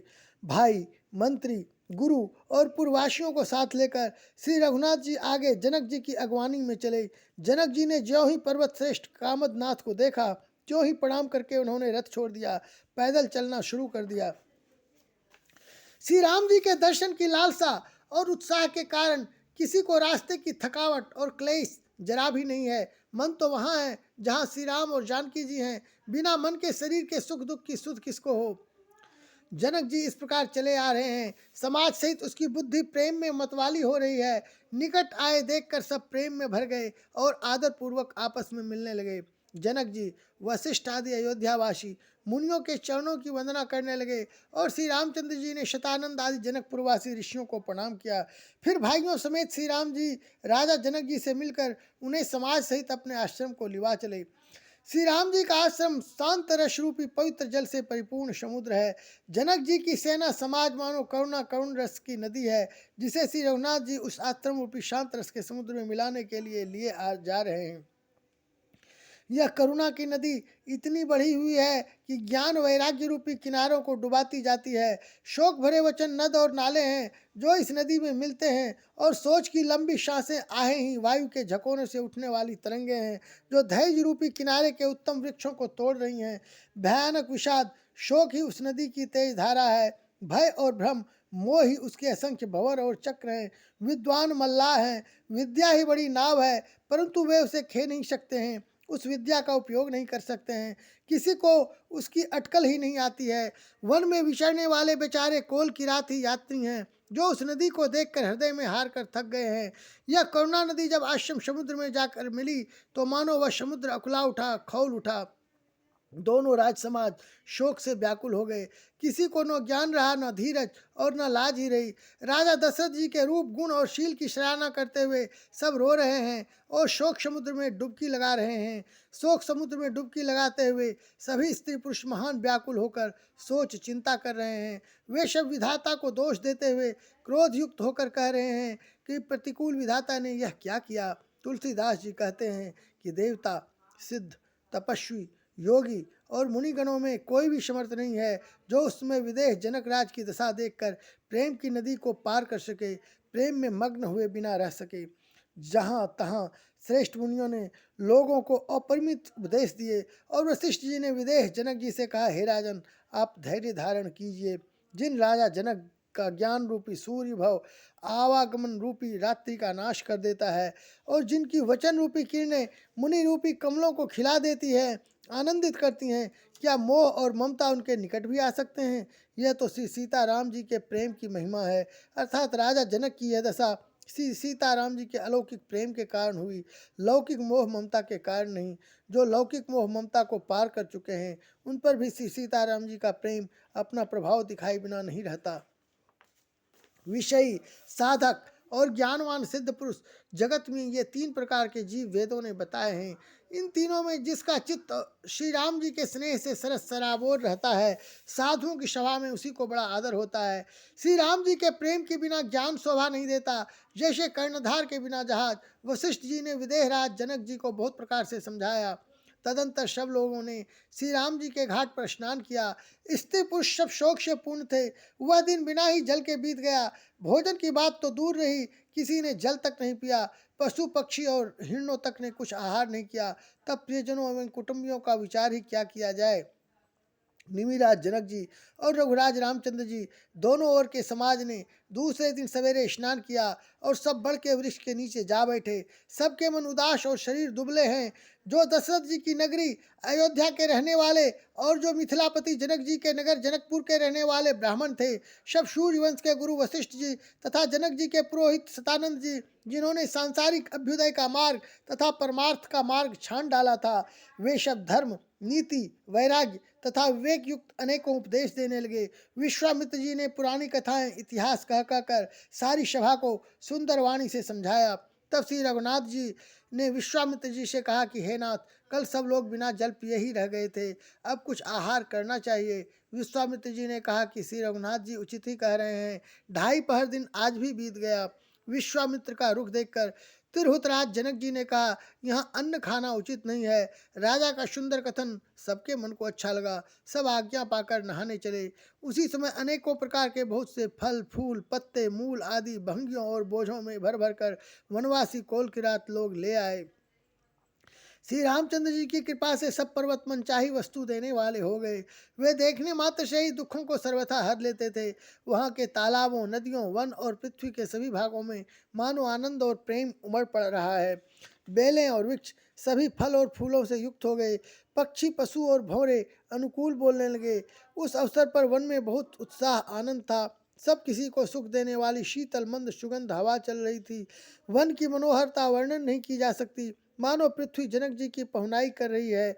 तब जनकपुरवासी सब लोग नहा नहा कर श्री रामचंद्र जी, जनक जी और मुनि की आज्ञा पाकर सुंदर वृक्षों को देख देख कर प्रेम में भर कर जहाँ तहाँ उतरने लगे। पवित्र, सुंदर और अमृत के समान स्वादिष्ट अनेकों प्रकार के पत्ते, फल, मूल और कंद श्री राम जी के गुरु वशिष्ठ जी ने सबके पास बोझे भर भर कर आदर पूर्वक भेजे। तब वे पितर, देवता, अतिथि और गुरु की पूजा करके फलाहार करने लगे। इस प्रकार 4 दिन बीत गए। श्री रामचंद्र जी को देखकर सभी नर नारी सुखी हैं। दोनों समाजों के मन में ऐसी इच्छा है कि श्री सीताराम जी के बिना लौटना अच्छा नहीं है। श्री सीताराम जी के साथ वन में रहना करोड़ों देवलोकों के निवास के समान सुखदायक है। श्री लक्ष्मण जी, श्री राम जी और श्री जानकी जी को छोड़कर जिसको घर अच्छा लगे, विधाता उसके विपरीत हैं। जब दैव सबके अनुकूल हो तभी श्री राम जी के पास वन में निवास हो सकता है। मंदाकिनी जी का तीनों समय स्नान और आनंद तथा मंगलों की माला समूह रूप श्री राम का दर्शन, श्री राम जी के पर्वत कामदनाथ, वन और तपस्वियों के स्थानों में घूमना और अमृत के समान कंदमूल फलों का भोजन 14 वर्ष सुख के साथ पलक के समान हो जाएंगे, बीत जाएंगे, जाते हुए जान ही ना पड़ेंगे। सब लोग कह रहे हैं कि हम इस सुख के योग्य नहीं हैं, हमारे ऐसे भाग्य कहाँ। दोनों समाजों का श्री रामचंद्र जी के चरणों में सहज स्वभाव से ही प्रेम है। इस प्रकार सब मनोरथ कर रहे हैं। उनके प्रेम में युक्त वचन सुनते ही सुनने वाले के मनों को हर लेते हैं। उसी समय सीता जी की माता श्री सुनैना जी की भेजी हुई दासियां कौशल्या जी आदि के मिलने का सुंदर अवसर देखकर आईं। उनसे यह सुनकर कि सीता जी की सब सासुएं इस समय फुर्सत में हैं, जनक राज का निवास उनसे मिलने आया। कौशल्या जी ने आदर पूर्वक उनका सम्मान किया और समयोचित आसन लाकर दिए। दोनों ओर सबके सील और प्रेम को देखकर और सुनकर कठोर वज्र भी पिघल जाते हैं। शरीर पुलकित और शिथिल है और नेत्रों में शोक और प्रेम के आंसू हैं। सब अपने पैरों के नखों से जमीन कुरेदने और सोचने लगीं। सभी श्री सीताराम जी के प्रेम की सी मूर्ति सी हैं, मानो स्वयं करुणा से ही बहुत से वेश रूप धारण करके विसूर रही हो, दुख कर रही हो। सीता जी की माता सुनैना जी ने कहा, विधाता की बुद्धि बड़ी टेढ़ी है, जो दूध के फेन जैसी कोमल वस्तु को वज्र की टांकी से फोड़ रहा है, अर्थात जो अत्यंत कोमल और निर्दोष है, उन पर विपत्ति ढहा रहा है। अमृत केवल सुनने में आता है और विष जहाँ तहाँ प्रत्यक्ष देखे जाते हैं। विधाता की सभी करतूतें भयंकर है, जहाँ तहाँ कौवे, उल्लू और बगुले ही दिखाई देते हैं, हंस तो एक मानसरोवर में ही है। यह सुनकर देवी सुमित्रा जी शोक के साथ कहने लगी, विधाता की चाल बड़ी ही विपरीत और विचित्र है, जो सृष्टि को उत्पन्न करके पालता है और फिर नष्ट कर डालता है। विधाता की बुद्धि बालकों के खेल के समान भोली विवेक शून्य है। कौशल्या जी ने कहा, किसी का दोष नहीं है, दुख सुख हानि लाभ सब कर्म के अधीन है। कर्म की गति कठिन दुर्विज्ञेय है, उसे विधाता ही जानता है, जो शुभ और अशुभ सभी फलों का देने वाला है। ईश्वर की आज्ञा सभी के सिर पर है। उत्पत्ति, स्थिति, पालन और लय, संहार तथा अमृत और विष के भी सिर पर है। ये सब भी उसी के अधीन है। हे देवी, मोह व सोच करना व्यर्थ है। विधाता का प्रपंच ऐसा ही अचल और अनादि है। महाराज के मरने और जीने की बात को हृदय में याद करके जो चिंता करती हैं, वह तो हे सखी हम अपने ही हित की हानि देखकर स्वार्थवश करती हैं। सीता जी की माता ने कहा, आपका कथन उत्तम और सत्य है। आप पुण्यात्माओं के सीमा रूप अवधपति महाराज दशरथ जी की ही तो रानी है, फिर भला ऐसा क्यों न कहेंगी। कौशल्या जी ने दुख भरे हृदय से कहा, श्री राम, लक्ष्मण और सीता वन में जाएं, इसका परिणाम तो अच्छा ही होगा, बुरा नहीं। मुझे तो भरत की चिंता है। ईश्वर के अनुग्रह और आपके आशीर्वाद से मेरे चारों पुत्र और चारों बहुएं गंगा जी के जल के समान पवित्र हैं। हे सखी, मैंने कभी श्री राम की सौगंध नहीं की, सो आज श्री राम की शपथ करके सत्य भाव से कहती हूँ, भरत के शील, गुण, नम्रता, बड़प्पन, भाईपन, भक्ति, भरोसे और अच्छेपन का वर्णन करने में सरस्वती जी की बुद्धि भी हिचकती है। सीप से कहीं समुद्र उलीचे जा सकते हैं। मैं भरत को सदा कुल का दीपक जानती हूँ। महाराज ने भी बार बार मुझे यही कहा था, सोना कसौटी पर कसे जाने पर और रत्न पारखी जौहरी के मिलने पर ही पहचाना जाता है, वैसे ही पुरुष की परीक्षा समय पड़ने पर उसके स्वभाव से ही उसका चरित्र देख कर हो जाती है। किंतु आज मेरा ऐसा कहना भी अनुचित है। शोक और स्नेह में सयानापन विवेक कम हो जाता है। लोग कहेंगे कि मैं स्नेहवश भरत की बड़ाई कर रही हूँ। कौशल्या जी की गंगा जी के समान पवित्र करने वाली वाणी सुनकर सब रानियां स्नेह के मारे विकल हो उठीं। कौशल्या जी ने फिर धीरज धरकर कहा, हे देवी मिथिलेश्वरी, सुनिए, ज्ञान के भंडार सी जनक की प्रिया, आपको कौन उपदेश दे सकता है। हे रानी, मौका पाकर आप राजा को अपनी ओर से जहाँ तक हो सके समझा कर कहिएगा कि लक्ष्मण को घर रख लिया जाए और भरत वन को जाए। यदि यह राय राजा के मन में ठीक जग जाए तो भली भांति खूब विचार कर ऐसा यत्न करें। मुझे भरत का अत्यधिक सोच है। भरत के मन में गूढ़ प्रेम है। उनके घर रहने में मुझे भलाई नहीं जान पड़ती। यह डर लगता है कि उनके प्राणों को कोई भय न हो जाए। कौशल्या जी का स्वभाव देखकर और उनकी सरल और उत्तम वाणी को सुनकर सब रानियां करुण रस में निमग्न हो गईं। आकाश से पुष्प वर्षा की झड़ी लग गई और धन्य धन्य की ध्वनि होने लगी। सिद्ध योगी और मुनि स्नेह से शिथिल हो गए। सारा निवास देखकर थकित रह गया, निस्तब्ध हो गया। तब सुमित्रा जी ने धीरज धर के कहा कि हे देवी, 2 घड़ी रात बीत गई है। यह सुनकर श्री राम जी की माता कौशल्या जी प्रेम पूर्वक उठी और प्रेम सहित सद्भाव से बोली, अब आप शीघ्र डेरे को पधारिए। हमारे तो अब ईश्वर ही गति हैं अथवा मिथिलेश्वर जनक जी सहायक हैं। कौशल्या जी के प्रेम को देखकर और उनके विनम्र वचनों को सुनकर जनक जी की प्रिय पत्नी ने उनके पवित्र चरण पकड़ लिया और कहा, हे देवी, आप राजा दशरथ जी की रानी और श्री राम जी की माता हैं। आपकी ऐसी नम्रता उचित ही है। प्रभु अपने नीच जनों का भी आदर करते हैं। अग्नि धुएं को और पर्वत तृण घास को अपने सिर पर धारण करते हैं। हमारे राजा तो कर्म, मन और वाणी से आपके सेवक हैं और सदा सहायक तो श्री महादेव पार्वती जी हैं। आपका सहायक होने योग्य जगत में कौन है? दीपक सूर्य की सहायता करने जाकर कहीं शोभा पा सकता है? श्री रामचंद्र जी वन में जाकर देवताओं का कार्य करके अवधपुरी में अचल राज्य करेंगे। देवता, नाग और मनुष्य सब श्री रामचंद्र जी की भुजाओं के बल पर अपने अपने स्थानों लोकों में सुखपूर्वक बसेंगे। यह सब याज्ञवल्क्य मुनि ने पहले से ही कह रखा है। हे देवी, मुनि का कथन व्यर्थ झूठा नहीं हो सकता।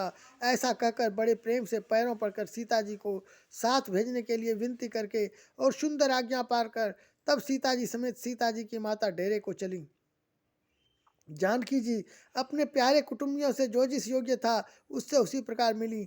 जानकी जी को तपस्विनी के वेश में देखकर सभी शोक से अत्यंत व्याकुल हो गए।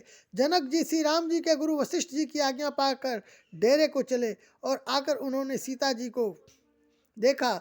जनक जी ने अपने पवित्र प्रेम और प्राणों की पाहुनी जानकी जी को हृदय से लगा लिया। उनके हृदय में वात्सल्य प्रेम का समुद्र उमड़ पड़ा। राजा का मन मानो प्रयाग हो गया। उस समुद्र के अंदर उन्होंने आदिशक्ति सीता जी के अलौकिक स्नेह रूपी अक्षय वट को बढ़ते हुए देखा। उस सीता जी के प्रेम रूपी वट पर श्री राम जी का प्रेम रूपी बालक बाल रूपधारी भगवान सुशोभित हो रहा है। जनक जी का ज्ञान रूपी चिरंजीवी मार्कंडेय मुनि व्याकुल होकर डूबते डूबते मानो उस श्री राम प्रेम रूपी बालक का सहारा पाकर बच गया। वस्तुतः ज्ञान शिरोमणि विदेहराज की बुद्धि मोह में मग्न नहीं है। यह तो श्री सीताराम जी के प्रेम की महिमा है जिसने उन जैसे महान ज्ञानी के ज्ञान को भी विकल कर दिया। पिता माता के प्रेम के मारे सीता जी ऐसी विकल हो गई कि अपने को संभाल न सकी। परंतु परम धैर्यवती पृथ्वी की कन्या सीता जी ने समय और सुंदर धर्म का विचार कर धैर्य धारण किया। सीता जी को तपस्विनी वेश में देखकर जनक जी का विशेष प्रेम और संतोष हुआ। उन्होंने कहा, बेटी, तूने दोनों कुल पवित्र कर दिए। तेरे निर्मल यश से सारा जगत उज्जवल हो रहा है, ऐसा सब कोई कहते हैं। तेरी कीर्ति रूपी नदी देव नदी गंगा जी को भी जीत कर जो एक ही ब्रह्मांड में बहती है, करोड़ों ब्रह्मांडों में बह चली है। गंगा जी ने पृथ्वी पर तीनों ही स्थानों हरिद्वार, प्रयागराज और गंगा सागर को बड़ा तीर्थ बनाया है। पर तेरी इस कीर्ति नदी ने तो अनेकों संत समाज रूपी तीर्थ स्थान बना दिए हैं। पिता जनक जी ने तो स्नेह से सच्ची सुंदर वाणी कही, परंतु अपनी बड़ाई सुनकर सीता जी मानो संकोच में समा गईं। पिता माता ने उन्हें फिर हृदय से लगा लिया और हित भरी सुंदर सीख और आशीष दी। सीता जी कुछ कहती नहीं है, परंतु मन में सोचा रही हैं कि रात में सासुओं की सेवा छोड़कर यहाँ रहना अच्छा नहीं है। रानी सुनैना जी ने जानकी जी का रुख देखकर उनके मन की बात समझकर राजा जनक जी को जना दिया। तब दोनों अपने हृदयों में सीता जी के शील और स्वभाव की सराहना करने लगे। राजा रानी ने बार बार मिलकर और हृदय से लगाकर तथा सम्मान करके सीता जी को विदा किया। चतुर रानी ने समय पाकर राजा से सुंदर वाणी में भरत जी की दशा का वर्णन किया।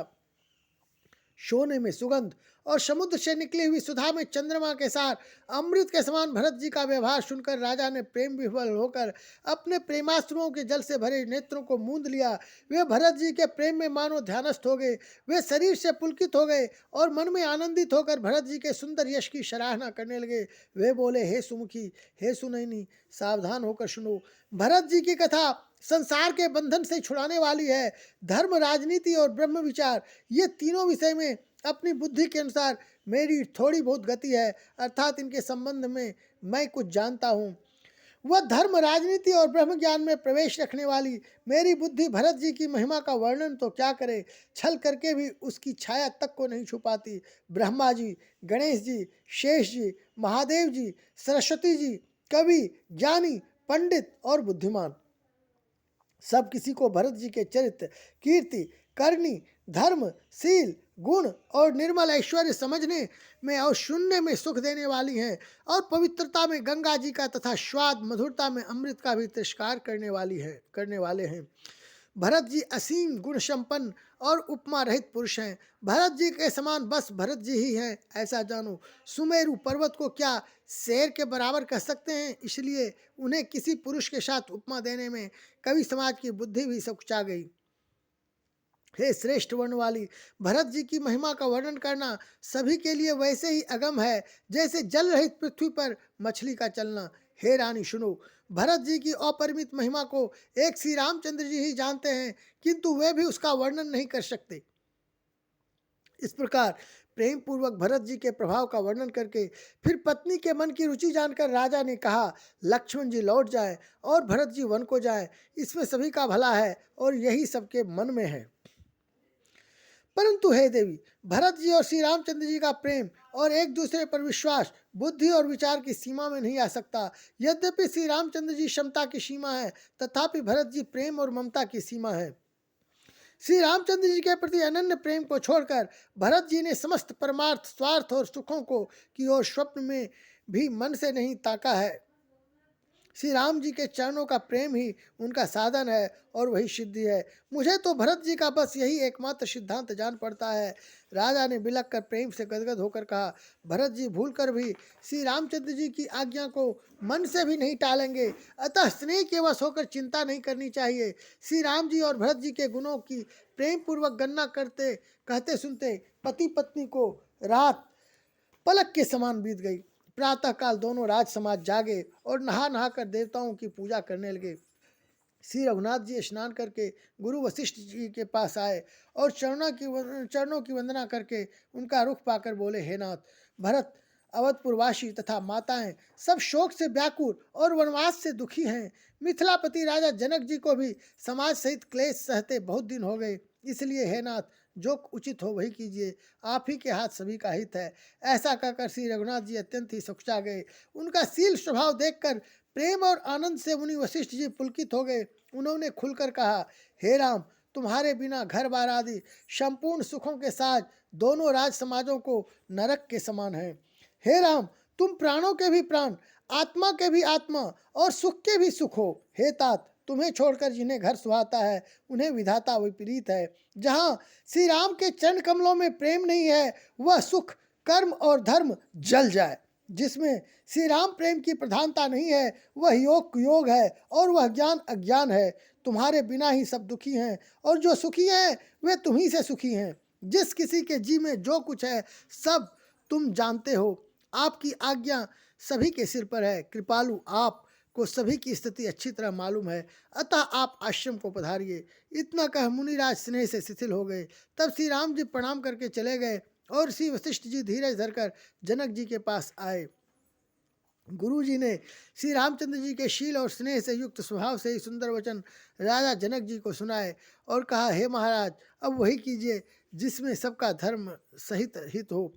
हे राजन, तुम ज्ञान के भंडार, सुजान, पवित्र और धर्म में धीर हो। इसमें तुम्हारे बिना इस दुविधा को दूर करने में और कौन समर्थ है।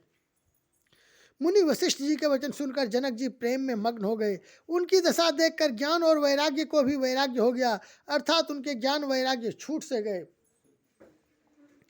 वे प्रेम से शिथिल हो गए और मन में विचार करने लगे कि हम यहाँ आए, यह अच्छा नहीं किया। राजा दशरथ जी ने श्री राम जी को वन जाने के लिए कहा और स्वयं अपने प्रिय के प्रेम को प्रमाणित सच्चा कर दिया। प्रिय वियोग में प्राण त्याग दिए, परंतु हम अब इन्हें वन से और घन वन को भेजकर अपने विवेक की बड़ाई में आनंदित होते हुए लौटेंगे कि हमें जरा भी मोह नहीं है। हम श्री राम जी को वन में छोड़कर चले आए, दशरथ जी की तरह मरे नहीं। तपस्वी, मुनि और ब्राह्मण यह सब सुन और देखकर प्रेमवश बहुत ही व्याकुल हो गए। समय का विचार करके राजा जनक जी धीरज धरकर समाज सहित भरत जी के पास चले। भरत जी ने आकर उन्हें आगे होकर लिया, सामने आकर उनका स्वागत किया और समयानुकूल अच्छे आसन दिए। तिरहुत राज जनक जी कहने लगे, हे तात भरत, तुमको श्री राम जी का स्वभाव मालूम ही है। श्री रामचंद्र जी सत्यवती और धर्मपरायण हैं, सबका शील और स्नेह रखने वाले हैं, इसलिए वे संकोचवश सह रहे हैं। अब तुम जो आज्ञा दो वह उनसे कही जाए। भरत जी यह सुनकर पुलकित शरीर हो नेत्रों में जल भरकर बड़ा भारी धीरज धरकर बोले, हे प्रभु, आप हमारे पिता के समान प्रिय और पूज्य हैं और कुलगुरु श्री वशिष्ठ जी के समान हितैषी तो माता पिता भी नहीं है। विश्वामित्र जी आदि मुनियों और मंत्रियों का समाज है और आज के दिन ज्ञान के समुद्र आप भी उपस्थित हैं। हे स्वामी, मुझे अपना बच्चा, सेवक और आज्ञानुसार चलने वाला समझकर शिक्षा दीजिए। इस समाज और पुण्य स्थल में आप जैसे ज्ञानी और पूज्य का पूछना इस पर यदि मैं मौन रहता हूँ तो मलिन समझा जाऊंगा और बोलना पागलपन होगा। तथापि मैं छोटे मुंह बड़ी बात कहता हूँ। हे तात, विधाता को प्रतिकूल जानकर क्षमा कीजिएगा। वेद शास्त्र और पुराणों में प्रसिद्ध है और जगत जानता है कि सेवा धर्म बड़ा कठिन है। स्वामी धर्म में स्वामी के प्रति कर्तव्य पालन में और स्वार्थ में विरोध में दोनों एक साथ नहीं निभ सकते। वैर अंधा होता है और प्रेम को ज्ञान नहीं रहता। मैं स्वार्थवश कहूँगा या प्रेमवश, दोनों में ही भूल होने का भय है। अतएव मुझे पराधीन जानकर, मुझसे न पूछकर श्री रामचंद्र जी के रुख रुचि धर्म और सत्य के व्रत को रखते हुए जो सबके सम्मत और सबके लिए हितकारी हो, आप सबका प्रेम पहचान कर वही कीजिए। भरत जी के वचन सुनकर और उनका स्वभाव देखकर समाज सहित राजा जनक उनकी सराहना करने लगे। भरत जी के वचन सुगम और अगम, सुंदर, कोमल और कठोर हैं। उनमें अक्षर थोड़े हैं परंतु अर्थ अत्यंत अपार भरा हुआ है। जैसे मुख का प्रतिबिंब दर्पण में दिखता है और दर्पण अपने हाथ में है, फिर भी वह मुख का प्रतिबिंब पकड़ा नहीं जाता, इसी प्रकार भरत जी की वह अद्भुत वाणी भी पकड़ में नहीं आती। शब्दों से उसका आशय समझ में नहीं आता, किसी से कुछ उत्तर देते नहीं बना। तब राजा जनक जी, भरत जी तथा मुनि वशिष्ठ जी समाज के साथ वहाँ गए जहाँ देवता रूपी कुंडों के खिलाने वाले, सुख देने वाले चंद्रमा श्री रामचंद्र जी थे। यह समाचार सुनकर सब लोग सोच से व्याकुल हो गए और जैसे नए पहली वर्षा के जल के संयोग से मछलियां व्याकुल होती है। देवताओं ने पहले कुलगुरु वशिष्ठ जी की प्रेम विह्वल दशा देखी, फिर विदेह जी के विशेष स्नेह को देखा और तब श्री राम भक्ति से ओतप्रोत भरत जी को देखा। इन सबको देखकर स्वार्थी देवता घबराकर हृदय में हार मान गए, निराश हो गए। उन्होंने सब किसी को श्री राम प्रेम में सराबोर देखा। इससे देवता इतने सोच के वश हो गए कि जिसका कोई हिसाब नहीं। देवराज इंद्र सोच में भरकर कहने लगे कि श्री रामचंद्र जी तो स्नेह और संकोच के वश में हैं, इसलिए सब लोग मिलकर कुछ प्रपंच माया रचो, नहीं तो काम बिगड़ा ही समझो। देवताओं ने सरस्वती का स्मरण कर उनकी सराहना स्तुति की और कहा, हे देवी, देवता आपके शरणागत हैं, उनकी रक्षा कीजिए। अपनी माया रचकर भरत जी की बुद्धि को फेर दीजिए और छल की छाया कर देवताओं के कुल का पालन रक्षा कीजिए। देवताओं की विनती सुनकर और देवताओं के को स्वार्थ के वश होने से मूर्ख जानकर बुद्धिमती सरस्वती जी बोली, मुझसे कह रहे हो कि भरत जी की मति पलट दो? हजार नेत्रों से भी तुमको सुमेरु नहीं सूझ पड़ता? ब्रह्मा, विष्णु और महेश की माया बड़ी प्रबल है, किंतु वह भी भरत जी की बुद्धि की ओर ताक नहीं सकती। उस बुद्धि को तुम मुझसे कह रहे हो कि भोली कर दो, भुलावे में डाल दो? अरे चांदनी कहीं प्रचंड किरण वाले सूर्य को चुरा सकती है? भरत जी के हृदय में श्री सीताराम जी का निवास है। जहाँ सूर्य का प्रकाश है वहाँ कहीं अंधेरा रह सकता है? ऐसा कहकर सरस्वती जी ब्रह्मलोक को चली गईं। देवता ऐसे व्याकुल हुए जैसे रात्रि में चकवा व्याकुल होता है। मलिन मन वाले स्वार्थी देवताओं ने बुरी सलाह करके बुरा ठाठ षड्यंत्र रचा। प्रबल मायाजाल रचकर भय, भ्रम, अप्रीति और उच्चाटन फैला दिया। कुचाल करके देवराज इंद्र सोचने लगे कि काम का बनना बिगड़ना सब भरत जी के हाथ है। इधर राजा जनक जी मुनि वशिष्ठ आदि के साथ श्री रघुनाथ जी के पास गए। सूर्य कुल के दीपक श्री रामचंद्र जी ने सबका सम्मान किया। तब रघुकुल के पुरोहित वशिष्ठ जी समय, समाज और धर्म के अविरोधी अर्थात अनुकूल वचन बोले। उन्होंने पहले जनक जी और भरत जी का संवाद सुनाया, फिर भरत जी की कही हुई सुंदर बातें कह सुनाई। फिर बोले, हे तात राम, मेरा मत तो यह है कि तुम जैसी आज्ञा दो वैसी ही सब करें। यह सुनकर दोनों हाथ जोड़कर श्री रघुनाथ जी सत्य, सरल और कोमल वाणी बोले, आपके और मिथिलेश्वर जनक जी के विद्यमान रहते मेरा कुछ कहना सब प्रकार से भद्दा अनुचित है। आपकी और महाराज जी की जो आज्ञा होगी, मैं आपकी शपथ करके कहता हूँ, वह सत्य ही सबको शिरोधारी होगी। श्री रामचंद्र जी की शपथ सुनकर सभा समेत मुनि और जनक जी सकुचा गए, स्तंभित रह गए। किसी से उत्तर देते नहीं बनता। सब लोग भरत जी का मुंह ताक रहे हैं। भरत जी ने सभा को संकोच के वश देखा।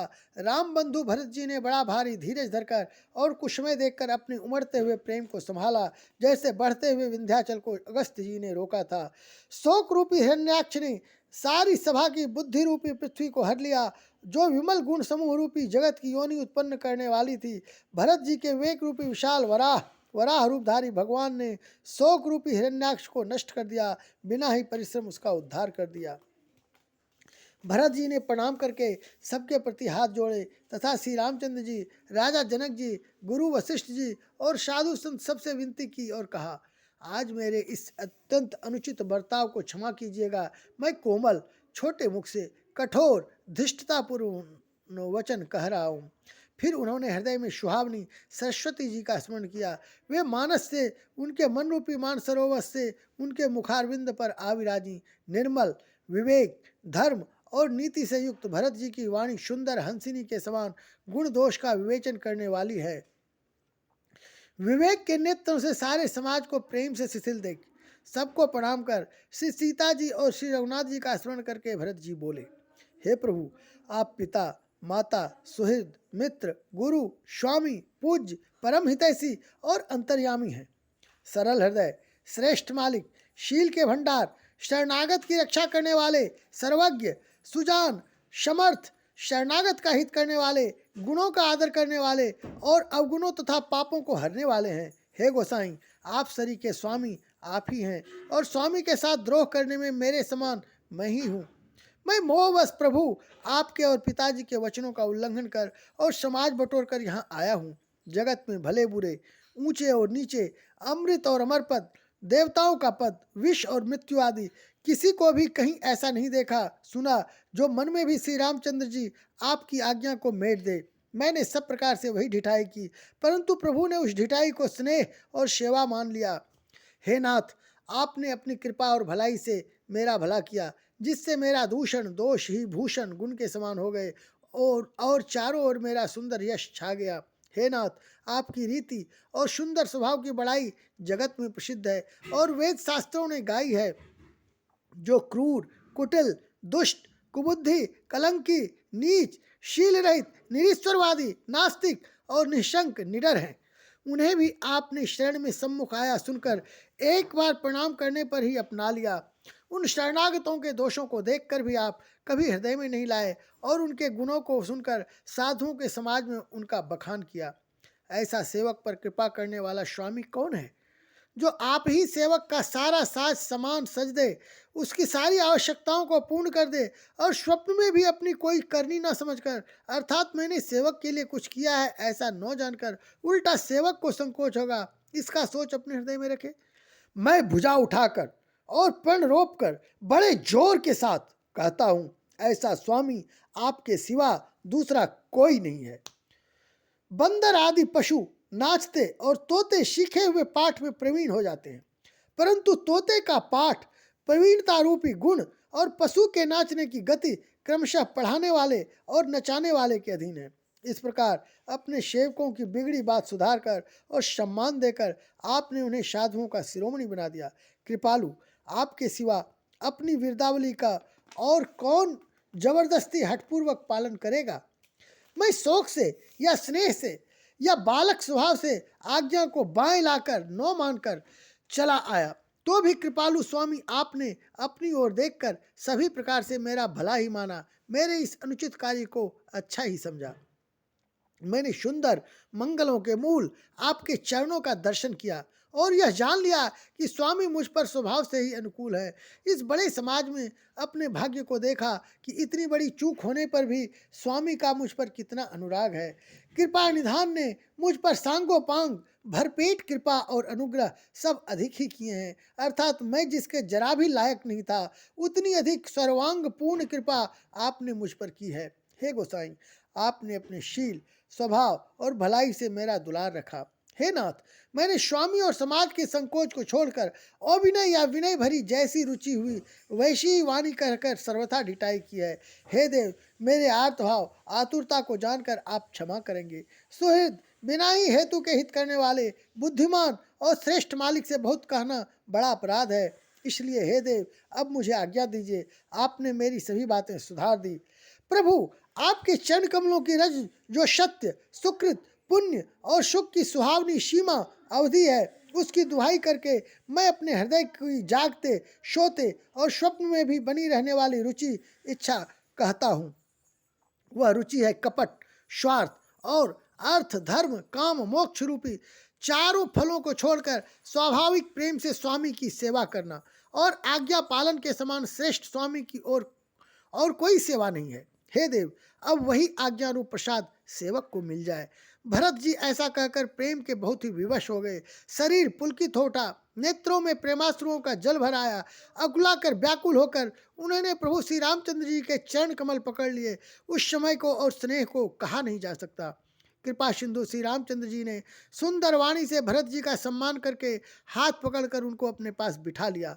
भरत जी की विनती सुनकर और उनका स्वभाव देखकर सारी सभा और श्री रघुनाथ जी स्नेह से शिथिल हो गए। श्री रघुनाथ जी, साधुओं का समाज, मुनि वशिष्ठ जी और मिथिलापति जनक जी स्नेह से शिथिल हो गए। सब मन ही मन भरत जी के भाईपन और उनकी भक्ति की अतिशय महिमा को सराहने लगे। देवता मलिन मन से भरत जी की प्रशंसा करते हुए उन पर फूल बरसाने लगे। तुलसीदास जी कहते हैं, सब लोग भरत जी का भाषण सुनकर व्याकुल हो गए और ऐसे सकुचा गए जैसे रात्रि के आगमन से कमल। दोनों समाजों के सभी नर नारियों को दीन और दुखी देखकर महामलिन मन इंद्र मरे हुओं को मारकर अपना मंगल चाहता है। देवराज इंद्र कपट और कुचाल की सीमा है, उसे पराई हानि और अपना लाभ ही प्रिय है। इंद्र की रीति कौवे के समान है, वह छली और मलिन मन है, उसका कहीं किसी पर विश्वास नहीं है। पहले तो कुमत बुरा विचार करके कपट को बटोरा, अनेक प्रकार के कपट का साज सजा, फिर वह कपट जनित उचाट सबके सिर पर डाल दिया। फिर देव माया से सब लोगों को विशेष रूप से मोहित कर दिया, किंतु श्री रामचंद्र जी के प्रेम से उनका अत्यंत विछोह नहीं हुआ, अर्थात उनका श्री राम जी के प्रति प्रेम कुछ तो बना ही रहा। भय और उचाट के वश किसी का मन स्थिर नहीं है। क्षण में उसकी वन में रहने की इच्छा होती है और क्षण में उन्हें घर अच्छे लगने लगते हैं। मन की इस प्रकार की दुविधा में स्थिति से प्रजा दुखी हो रही है, मानो नदी और समुद्र के संगम का जल क्षुब्ध हो रहा है। जैसे नदी और समुद्र के संगम का जल स्थिर नहीं रहता, कभी इधर आता और कभी उधर जाता है, उसी प्रकार की दशा प्रजा के मन की हो गई। चित्त दो तरफा हो जाने से वही कहीं संतोष नहीं पाते और एक दूसरे से अपना मन भी नहीं कहते। कृपा निधान श्री रामचंद्र जी यह दशा देखकर हृदय में हंसकर कहने लगे, कुत्ता, इंद्र और नवयुवक कामी पुरुष एक सरीखे एक ही स्वभाव के हैं। पाणिनि व्याकरण के अनुसार स्वर्ण, युवन और मघवन शब्दों के रूप भी एक सरीखे होते हैं। भरत जी, जनक जी, मुनिजन, मंत्री और ज्ञानी साधु संतों को छोड़कर अन्य सभी पर जिस मनुष्य को जिस योगी, जिस प्रकृति और जिस स्त्री का पाया, उस पर वैसे ही देव माया लग गई। कृपा सिंधु श्री रामचंद्र जी ने लोगों को अपने स्नेह और देवराज इंद्र के भारी छल से दुखी देखा। सभा, राजा, जनक, गुरु, ब्राह्मण और मंत्री आदि सभी की बुद्धि को भरत जी की भक्ति ने कील कर दिया। सब लोग चित्र लिखे से श्री रामचंद्र जी की ओर देख रहे हैं, सकुचाते हुए सिखाए हुए से वचन बोलते हैं। भरत जी की प्रीति, नम्रता, विनय और बड़ाई सुनने में सुख देने वाली है, पर उसके वर्णन करने में कठिनता है।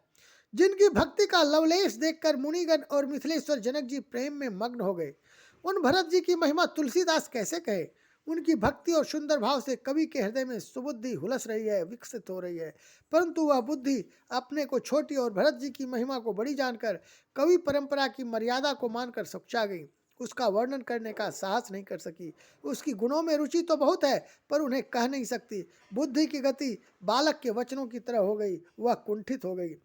भरत जी का निर्मल यश निर्मल चंद्रमा है और कवि की सुबुद्धि चकोरी है, जो भक्तों के हृदय रूपी निर्मल आकाश में उस चंद्रमा को उदित देखकर उसकी ओर टकटकी लगाए देखती ही रह जा गई है। तब उसका वर्णन कौन करे। भरत जी के स्वभाव का वर्णन वेदों के लिए भी सुगम नहीं है, अतः मेरी तुच्छ बुद्धि की चंचलता को कवि लोग क्षमा करें। भरत जी के सद्भाव को कहते सुनते कौन मनुष्य श्री सीताराम जी के चरणों में अनुरक्त न हो जाएगा। भरत जी का स्मरण करने से जिसको श्री राम जी का प्रेम सुलभ न हुआ, उसके समान वाम अभागा और कौन होगा। दयालु और सुजान श्री राम जी ने सभी की दशा देखकर और भक्त भरत जी के हृदय की स्थिति जानकर धर्म धुरंधर, धीर, नीति में चतुर, सत्य, स्नेह, शील और सुख के समुद्र, नीति और प्रीति के पालन करने वाले श्री रघुनाथ जी देश, काल, अवसर और समाज को देखकर तदनुसार ऐसे वचन बोले जो मानव वाणी के सर्वस्व ही थे, परिणाम में हितकारी थे और सुनने में चंद्रमा के रस अमृत सरीखे थे। उन्होंने कहा, हे तात भरत, तुम धर्म को की धुरी को धारण करने वाले हो, लोक और वेद दोनों के जानने वाले और प्रेम में प्रवीण हो। हे तात, कर्म से, वचन से और मन से निर्मल तुम्हारे समान तुम ही हो। गुरुजनों के समाज में और ऐसे कुसमय में छोटे भाई के गुण किस तरह कहे जा सकते हैं। हे तात, तुम सूर्यकुल की रीति को, सत्य प्रतिज्ञ पिताजी की कीर्ति और प्रीति को, समय समाज और गुरुजनों की लज्जा मर्यादा को तथा उदासीन मित्र और शत्रु सबके मन की बात को जानते हो। तुमको सबके कर्मों कर्तव्यों का और अपने तथा मेरे परम हितकारी धर्म का पता है। यद्यपि मुझे तुम्हारा सब प्रकार से भरोसा है, तथापि मैं समय के अनुसार कुछ कहता हूँ। हे तात, पिताजी के बिना उनकी अनुपस्थिति में हमारी बात केवल गुरुवंश की कृपा ने ही संभाल रखी है, नहीं तो हमारे समेत प्रजा कुटुंब परिवार सभी बर्बाद हो जाते। यदि बिना समय के संध्या से पूर्व ही सूर्य अस्त हो जाए तो कहो जगत में किसको क्लेश न होगा। हे तात, उसी प्रकार का उत्पात विधाता ने यह पिता की असामयिक मृत्यु किया है, पर मुनि महाराज ने तथा मिथिलेश्वर ने सबको बचा लिया।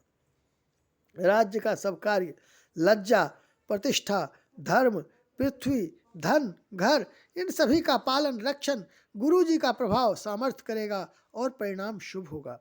गुरु जी का प्रसाद अनुग्रह ही घर में और वन में समाज सहित तुम्हारा और हमारा रक्षक है। माता पिता गुरु और स्वामी की आज्ञा का पालन समस्त धर्म रूपी पृथ्वी को धारण करने में शेष जी के समान है। हे तात, तुम वही करो और मुझसे भी कराओ तथा सूर्य कुल के रक्षक बनो। साधक के लिए यह एक ही आज्ञा पालन रूपी साधना संपूर्ण सिद्धियों को देने वाली कीर्तिमयी, सदगतिमयी और ऐश्वर्यमयी त्रिवेणी है। इसे विचार कर भारी संकट सहकर भी प्रजा और परिवार को सुखी करो। हे भाई, मेरी विपत्ति सभी ने बांट ली है, परंतु तुमको तो अवधि 14 वर्ष तक बड़ी कठिनाई है, सबसे अधिक दुख है। तुमको कोमल जानकर भी मैं कठोर वियोग की बात कह रहा हूँ। हे तात, बुरे समय में मेरे लिए यह कोई अनुचित बात नहीं है। कठोर और कुअवसर में श्रेष्ठ भाई ही सहायक होते हैं। वज्र के आघात से भी हाथ से ही रोके जाते हैं।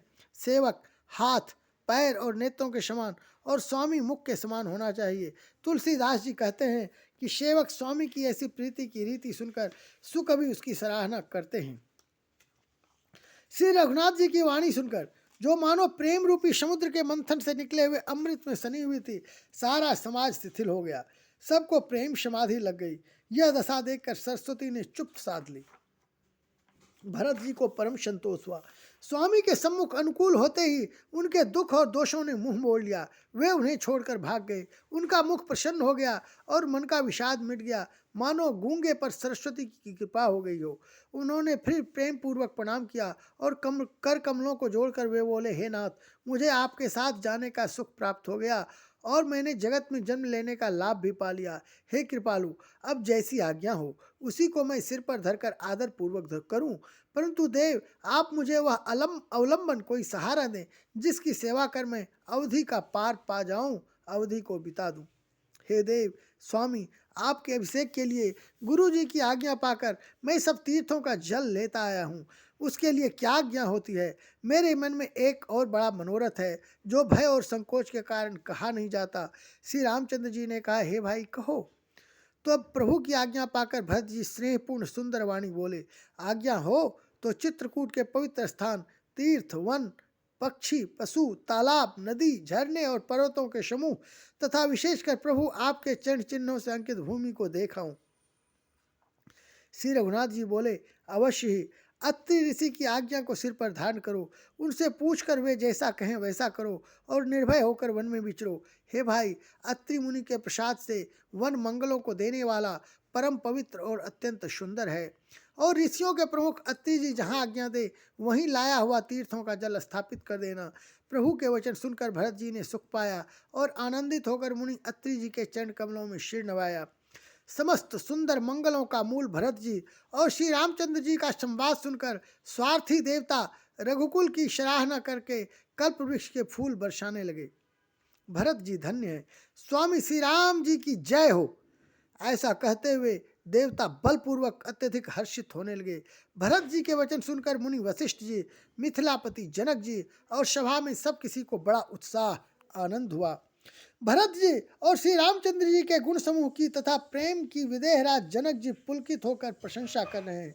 सेवक और स्वामी दोनों का सुंदर स्वभाव है। इनके नियम और प्रेम पवित्र को भी अत्यंत पवित्र करने वाले हैं।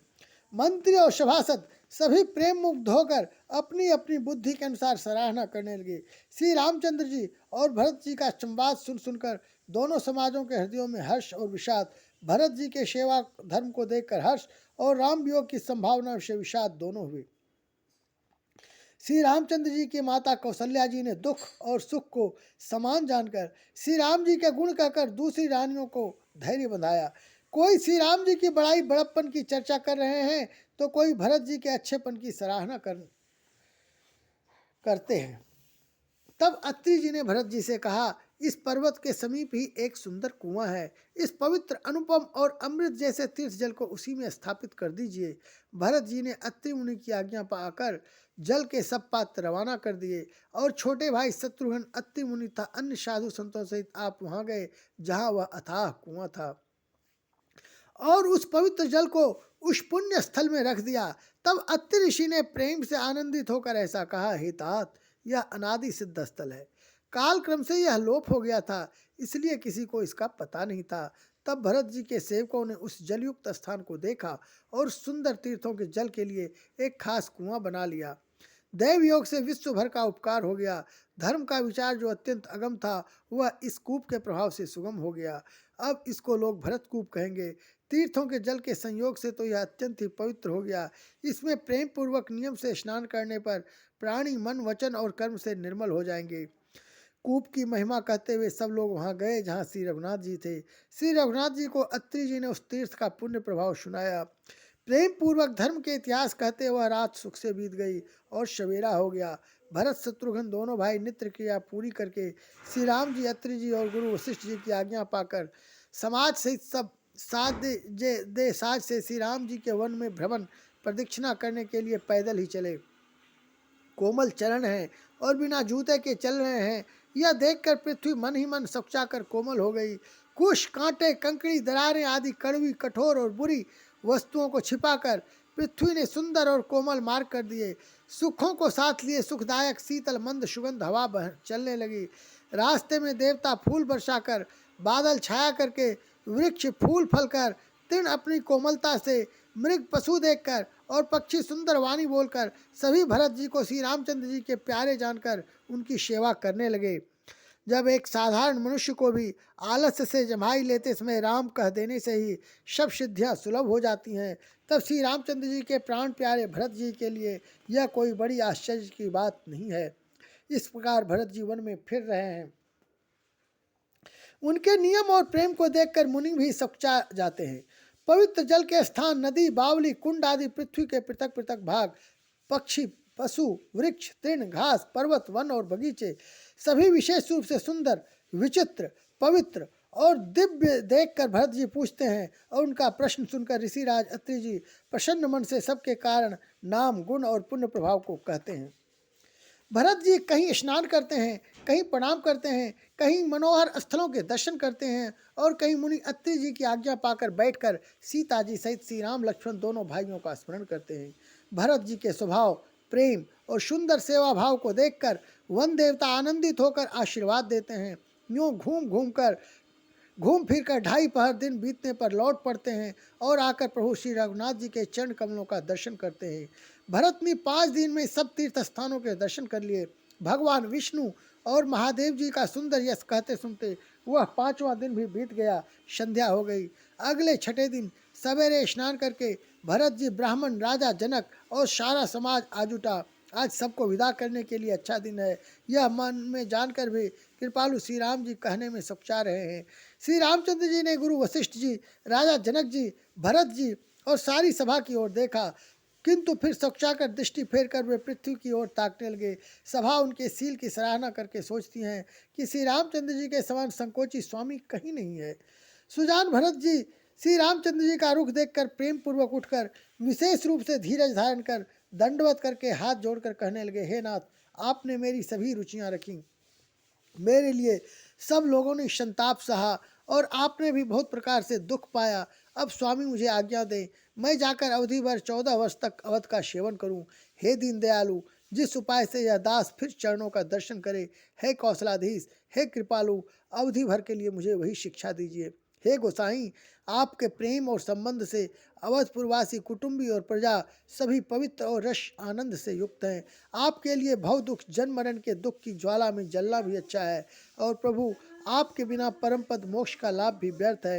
हे स्वामी, आप सुजान हैं, सभी के हृदय की ओर मुझ सेवक के मन की रुचि, लालसा, अभिलाषा और रहनी जानकर हे प्रणतपाल, आप सब किसी का पालन करेंगे और हे देव दोनों तरफ को और अंत तक निभाएंगे। मुझे सब प्रकार से ऐसा बहुत बड़ा भरोसा है, विचार करने पर तिनके के बराबर जरा सा भी सोच नहीं रह जाता। मेरी दीनता और स्वामी का स्नेह दोनों ने मिलकर मुझे जबरदस्ती ढीठ बना दिया है। हे स्वामी, इस बड़े दोष को दूर करके संकोच त्याग कर मुझ सेवक को शिक्षा दीजिए। दूध और जल को अलग अलग करने में हंसिनी की सी गति वाली भरत जी की विनती सुनकर उसकी सभी ने प्रशंसा की। दीन बंधु और परम चतुर श्री राम जी भाई भरत जी के दीन और छल रहित वचन सुनकर देश काल और अवसर के अनुकूल वचन बोले। हे तात, तुम्हारी, मेरी, परिवार की, घर की और वन की सारी चिंता गुरु वशिष्ठ जी और महाराज जनक जी को है। हमारे सिर पर जब गुरु जी, मुनि विश्वामित्र जी और मिथिलापति जनक जी हैं, तब हमें और तुम्हें स्वप्न में भी क्लेश नहीं है। मेरा और तुम्हारा तो परम पुरुषार्थ, स्वार्थ, श्रेयस, धर्म और परमार्थ इसी में है कि हम दोनों भाई पिताजी की आज्ञा का पालन करें। राजा की भलाई उनके व्रत की रक्षा से ही लोक और वेद दोनों में भला है। गुरु, पिता, माता और स्वामी की शिक्षा, आज्ञा का पालन करने से कुमार्ग पर भी चलने पर पैर गड्ढे में नहीं पड़ता, पतन नहीं होता। ऐसा विचार कर सब सोच छोड़कर अवध जाकर अवधि भर उसका पालन करो। देश, खजाना, कुटुंब, परिवार आदि सबकी जिम्मेदारी तो गुरु जी की चरण रज पर है। तुम तो मुनि वशिष्ठ जी, माताओं और मंत्रियों की शिक्षा मानकर तदनुसार पृथ्वी, प्रजा और राजधानी का पालन रक्षा भर करते रहना। तुलसीदास जी कहते हैं, श्री राम जी ने कहा, मुखिया मुख के समान होना चाहिए, जो खाने पीने के तो एक अकेला है, परंतु विवेक पूर्वक सब अंगों का पालन पोषण करता है। राजधर्म का सर्वस्व सार भी इतना ही है, जैसे मन के भीतर मनोरथ छिपा रहता है। श्री रघुनाथ जी ने भाई भरत को बहुत प्रकार से समझाया, परंतु कोई अवलंबन पाए बिना उनके मन में न संतोष हुआ न शांति। इधर तो भरत जी का शील, प्रेम और उधर गुरुजनों, मंत्रियों तथा समाज की उपस्थिति, यह देखकर श्री रघुनाथ जी संकोच तथा स्नेह के विशेष वशीभूत हो गए। अर्थात भरत जी के प्रेमवश उन्हें पावरी देना चाहते हैं, किंतु साथ ही गुरु आदि का संकोच भी होता है। आखिर भरत जी के प्रेमवश प्रभु श्री रामचंद्र जी ने कृपा कर खड़ाऊ दे दी और भरत जी ने उन्हें आदर पूर्वक सिर पर धारण कर लिया। करुणा निधान श्री रामचंद्र जी के दोनों खड़ाऊ प्रजा के प्राणों की रक्षा के लिए मानो दो पहरेदार हैं। भरत जी के प्रेम रूपी रत्न के लिए मानो डिब्बा है और जीव के साधना के लिए मानो राम नाम के दो अक्षर हैं। रघुकुल की रक्षा के लिए दो किवाड़ हैं। कुशल श्रेष्ठ कर्म करने के लिए दो हाथ की भांति सहायक हैं और सेवा रूपी श्रेष्ठ धर्म के सुझाने के लिए निर्मल नेत्र हैं। भरत जी इस अवलंब के मिल जाने से परम आनंदित है। उन्हें ऐसा ही सुख हुआ जैसे श्री सीताराम जी के रहने से होता। भरत जी ने प्रणाम करके विदा मांगी, तब श्री रामचंद्र जी ने उन्हें हृदय से लगा लिया। इधर कुटिल इंद्र ने बुरा मौका पाकर लोगों का उच्चाटन कर दिया। वह कुचाल भी सबके लिए हितकर हो गई। अवधि की आशा के समान ही वह जीवन के लिए संजीवनी हो गई। नहीं तो उच्चाटन न होता तो लक्ष्मण जी, सीता जी और श्री रामचंद्र जी के वियोग रूपी बुरे रोग से सब लोग घबराकर हाय हाय करके मर ही जाते। श्री राम जी की कृपा ने सारी उलझन सुधार दी। देवताओं की सेना जो लूटने आई थी वही गुणदायक, हितकारी और रक्षक बन गई। श्री राम जी भुजाओं से भरकर भाई भरत से मिल रहे हैं। श्री राम जी के प्रेम का वह रस, आनंद कहते नहीं बनता। तन, मन और वचन तीनों में प्रेम उमड़ पड़ा। धीरज की धुरी को धारण करने वाले श्री रघुनाथ जी ने भी धीरज त्याग दिया। वे कमल सदृश नेत्रों से प्रेमाश्रुओं का जल बहाने लगे। उनकी यह दशा देखकर देवताओं की सभा समाज दुखी हो गई। मुनिगण, गुरु वशिष्ठ जी और जनक जी सरीखे धीर धुरंधर, जो अपने मनों को ज्ञान रूपी अग्नि में सोने के समान कस चुके थे, जिनको ब्रह्मा जी ने निर्लेप ही रचा और जगत रूपी जल में कमल के पत्ते की तरह ही जगत में रहते हुए भी जगत से अनासक्त पैदा हुए, वे भी श्री राम जी और भरत जी के उपमा रहित अपार प्रेम को देखकर वैराग्य और विवेक सहित तन मन वचन से उस प्रेम में मग्न हो गए। जहाँ जनक जी और गुरु वशिष्ठ जी की बुद्धि की गति कुंठित हो गई, उस दिव्य प्रेम को प्राकृत लौकिक कहने में बड़ा दोष है। श्री रामचंद्र जी और भरत जी के वियोग का वर्णन करते सुनकर लोग कवि को कठोर हृदय समझेंगे। वह संकोच रस अकथनीय है। अतएव कवि की सुंदर वाणी उस समय उसके प्रेम को स्मरण करके सकुचा गई। भरत जी को भेंट कर श्री रघुनाथ जी ने उनको समझाया, फिर हर्षित होकर शत्रुघ्न जी को हृदय से लगा लिया। सेवक और मंत्री भरत जी का रुख पाकर सब अपने अपने काम में जा लगे। यह सुनकर दोनों समाजों में दारुण दुख छा गया। वे चलने की तैयारियां करने लगे। प्रभु के चरण कमलों की वंदना करके तथा श्री राम जी की आज्ञा को सिर पर रखकर भरत शत्रुघ्न दोनों भाई चले। मुनि, तपस्वी और वन देवता सबका बार बार सम्मान करके उनकी विनती की। फिर लक्ष्मण जी को क्रमशः भेंट कर तथा प्रणाम करके और सीता जी के चरणों की धूलि को सिर पर धारण करके और समस्त मंगलों के मूल आशीर्वाद सुनकर वे प्रेम सहित चले। छोटे भाई लक्ष्मण जी सहित श्री राम जी ने राजा जनक जी को सिर नवाकर उनकी बहुत प्रकार से विनती और बड़ाई की और कहा, हे देव, दयावश आपने बहुत दुख पाया, आप समाज सहित वन में आए, अब आशीर्वाद देकर नगर को पधारिए। यह सुन राजा जनक जी ने धीरज धरकर गमन किया। फिर श्री रामचंद्र जी मुनि, ब्राह्मण और साधुओं को विष्णु और शिव के समान जानकर सम्मान करके उनको विदा किया। तब श्री राम लक्ष्मण दोनों भाई सास सुनैना जी के पास गए और उनके चरणों की वंदना करके आशीर्वाद पाकर लौट आए। फिर विश्वामित्र, वामदेव, जाबाली और शुभ आचरण वाले कुटुंबी, नगर निवासी और मंत्री सबको छोटे भाई लक्ष्मण जी सहित श्री रामचंद्र जी ने यथायोग्य विनय एवं प्रणाम करके विदा किया। कृपा निधान श्री रामचंद्र जी ने छोटे, मध्यम, मछले और सभी श्रेणी के स्त्री पुरुषों का सम्मान करके उनको लौटाया। भरत की माता कैकेयी के चरणों की वंदना करके प्रभु श्री रामचंद्र जी ने पवित्र निश्चल प्रेम के साथ उनसे मिल भेंट कर तथा उनके सारे संकोच और सोच को मिटाकर पालकी सजाकर उनको विदा किया। प्राण प्रिय पति श्री रामचंद्र जी के साथ पवित्र प्रेम करने वाली सीता जी नैहर के कुटुंबियों से तथा माता पिता से मिलकर लौट आई। फिर प्रणाम करके सब सासुओं से गले लगकर मिली। उनके प्रेम का वर्णन करने के लिए कवि के हृदय में हुलास उत्साह नहीं होता।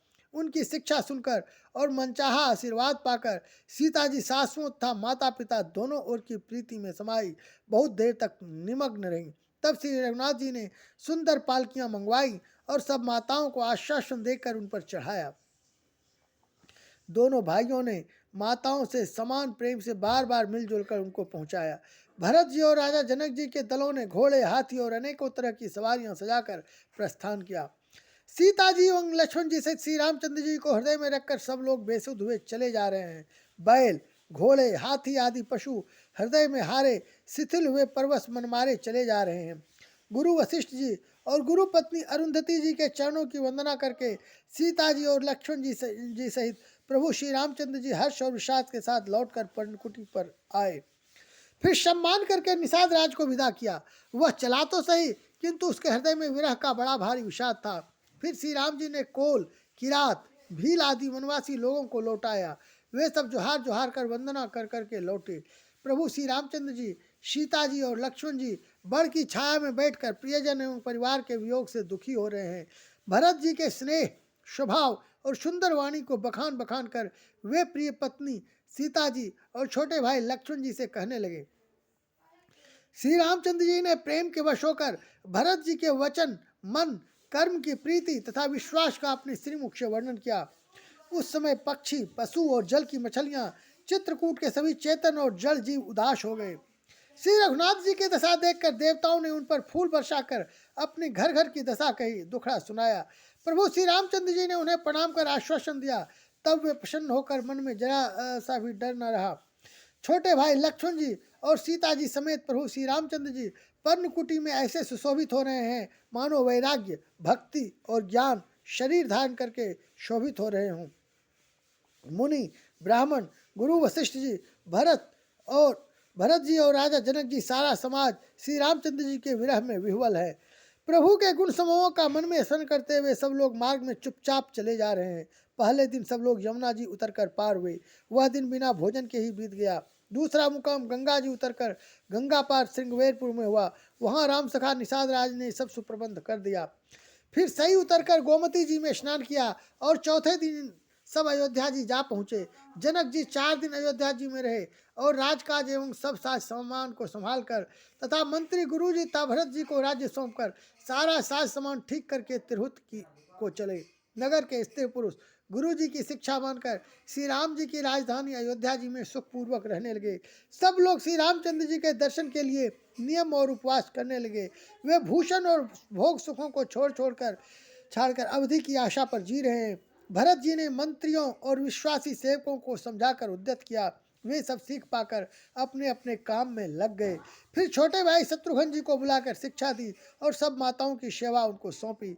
ब्राह्मणों को बुलाकर भरत जी ने हाथ जोड़कर प्रणाम कर अवस्था के अनुसार विनय और निहोरा किया कि आप लोग ऊंचा नीचा छोटा बड़ा अच्छा मंदा जो कुछ भी कार्य हो उसके लिए आज्ञा दीजिएगा, संकोच ना कीजिएगा। भरत जी ने फिर परिवार के लोगों को, नागरिकों को तथा अन्य प्रजा को बुलाकर उनका समाधान करके उनको सुखपूर्वक बसाया। फिर छोटे भाई शत्रुघ्न जी सहित वे गुरु जी के घर गए और दंडवत करके हाथ जोड़कर बोले, आज्ञा हो तो मैं नियम पूर्वक रहूं। मुनि वशिष्ठ जी पुलकित शरीर हो प्रेम के साथ बोले, हे भरत, तुम जो कुछ समझोगे, कहोगे और करोगे वही जगत में धर्म का सार होगा। भरत जी ने यह सुनकर और शिक्षा तथा बड़ा आशीर्वाद पाकर ज्योतिषियों को बुलाया और दिन अच्छा मुहूर्त साध कर प्रभु की चरण पादुकों को निर्विघ्नता पूर्वक सिंहासन पर विराजित कराया। फिर श्री राम जी की माता कौशल्या जी और गुरु जी के चरणों में सिर नवाकर और प्रभु की चरण पादुकाओं की आज्ञा पाकर धर्म की धुरी धारण करने में धीर भरत जी ने नंदीग्राम में पर्णकुटी बनाकर उसी में निवास किया। सिर पर जटाजूट और शरीर में मुनियों के वलकल वस्त्र धारण कर पृथ्वी को खोदकर उसके अंदर कुश की आसनी बिछाई। भोजन, वस्त्र, बर्तन, व्रत, नियम सभी बातों में वे ऋषियों का कठिन धर्म का प्रेम सहित आचरण करने लगे। गहने, कपड़े और अनेकों प्रकार के भोग सुखों को मन, तन और वचन से तृण तोड़कर प्रतिज्ञा करके त्याग दिया। जिस अयोध्या के राज्य को देवराज इंद्र सिहाते थे और जहाँ के राजा दशरथ जी की संपत्ति सुनकर कुबेर भी लजा जाते थे, उसी अयोध्यापुर में भरत जी ने अनासक्त होकर इस प्रकार निवास कर रहे हैं जैसे चंपा के बाग में भौरा। श्री रामचंद्र जी के प्रेमी बड़भागी पुरुष लक्ष्मी के विलास भोगेश्वरी को वमन की भांति त्याग देते हैं, फिर उसकी ओर ताकते भी नहीं। फिर भरत जी तो स्वयं श्री रामचंद्र जी के प्रेम के पात्र हैं। वे इस भोग ऐश्वर्य त्याग रूप करनी से बड़े नहीं हुए, अर्थात उनके लिए यह कोई बड़ी बात नहीं है। पृथ्वी पर जल न पीने की टेक से चातक की ओर नीरछिर हुए की विभूति शक्ति से हंस की भी सराहना होती है। भरत जी का शरीर दिनों दिन दुबला होता जाता है। तेज अन्न, घृत आदि से उत्पन्न होने वाला मेद घट रहा है। बल और मुख छवि, मुख की कांति अथवा शोभा वैसी ही बनी हुई है। राम प्रेम का प्रण नित्य नया और पुष्ट होता है। धर्म का दल बढ़ता है और मन उदास नहीं है, अर्थात प्रसन्न है। संस्कृत कोश में तेज का अर्थ मेद मिलता है और यह अर्थ लेने से घटाई के अर्थ में भी किसी प्रकार की खींचतान नहीं करनी पड़ती। जैसे शरद ऋतु के प्रकाश विकास का से जल घटता है किंतु वेद शोभा पाते हैं और कमल विकसित होते हैं। शम, दम, संयम, नियम और उपवास आदि भरत जी के हृदय रूपी निर्मल आकाश के नक्षत्र तारागण हैं। विश्वास ही उस आकाश में ध्रुव तारा है। 14 वर्ष की अवधि का ध्यान पूर्णिमा के समान है और स्वामी श्री राम जी की सुरति स्मृति आकाश गंगा सरीखी प्रकाशित है। राम प्रेम ही अचल सदा रहने वाला और कलंक रहित चंद्रमा है। वह अपने समाज नक्षत्रों सहित नित्य सुंदर सुशोभित है। भरत जी की रहनी, समझ, करनी, भक्ति, वैराग्य, निर्मल गुण और ऐश्वर्य का वर्णन करने में सभी सुकवि सकुचाते हैं, क्योंकि वहाँ औरों की तो बात ही क्या, स्वयं शेष, गणेश और सरस्वती जी की भी पहुँच नहीं है। वे नित्य प्रति प्रभु की पादुकाओं का पूजन करते हैं। हृदय में प्रेम समाता नहीं है। पादुकाओं से आज्ञा मांग मांग कर वे सब प्रकार के राजकाज करते हैं। शरीर पुलकित है। हृदय में श्री सीता जी राम जी हैं। जीव राम नाम जप रही है। नेत्रों में प्रेम का जल भरा है। लक्ष्मण जी, श्री राम जी और सीता जी तो वन में बसते हैं, परंतु भरत जी घर ही में रहकर तप के द्वारा शरीर को कस रहे हैं। दोनों ओर की स्थिति समझकर सब लोग कहते हैं कि भरत जी सब प्रकार से सराहने योग्य हैं। उनके व्रत और नियमों को सुनकर साधु संत भी सकुचा जाते हैं और उनकी स्थिति देखकर मुनिराज भी लज्जित होते हैं। भरत जी का परम पवित्र आचरण, चरित्र मधुर, सुंदर और आनंद मंगलों का करने वाला है। कलयुग के कठिन पापों और क्लेशों को हरने वाला है। महामोह रूपी रात्रि को नष्ट करने के लिए सूर्य के समान है। पाप समूह रूपी हाथों के लिए सिंह है। सारे संतापों के दल का नाश करने वाला है। भक्तों को आनंद देने वाला और भव के भार संसार के दुख का भंजन करने वाला तथा श्री राम प्रेम रूपी चंद्रमा का सार अमृत है। श्री सीता राम जी के प्रेम रूपी अमृत से परिपूर्ण भरत जी का जन्म यदि ना होता तो मुनियों के मन को भी अगम, यम, नियम, शम, दम आदि कठिन व्रतों का आचरण कौन करता। दुख, संताप, दरिद्रता, दम्भ आदि दोषों को अपने सुयश के बहाने कौन हरण करता, तथा कलिकाल में तुलसीदास जैसे सठों को हठपूर्वक कौन श्री राम जी के सम्मुख करता। तुलसीदास जी कहते हैं, जो कोई भरत जी के चरित्र को नियम से आदर पूर्वक सुनेंगे, उनको अवश्य ही श्री सीताराम जी के चरणों में प्रेम होगा और सांसारिक विषय रस से वैराग्य होगा। मास पारायण 21वां विश्राम। श्रीमत् रामचरितमानस से सकल कलि कलुष विध्वंस ने द्वितीय सोपान। कलयुग के संपूर्ण पापों को विध्वंस करने वाले श्री रामचरितमानस का यह दूसरा सोपान। अयोध्या कांड।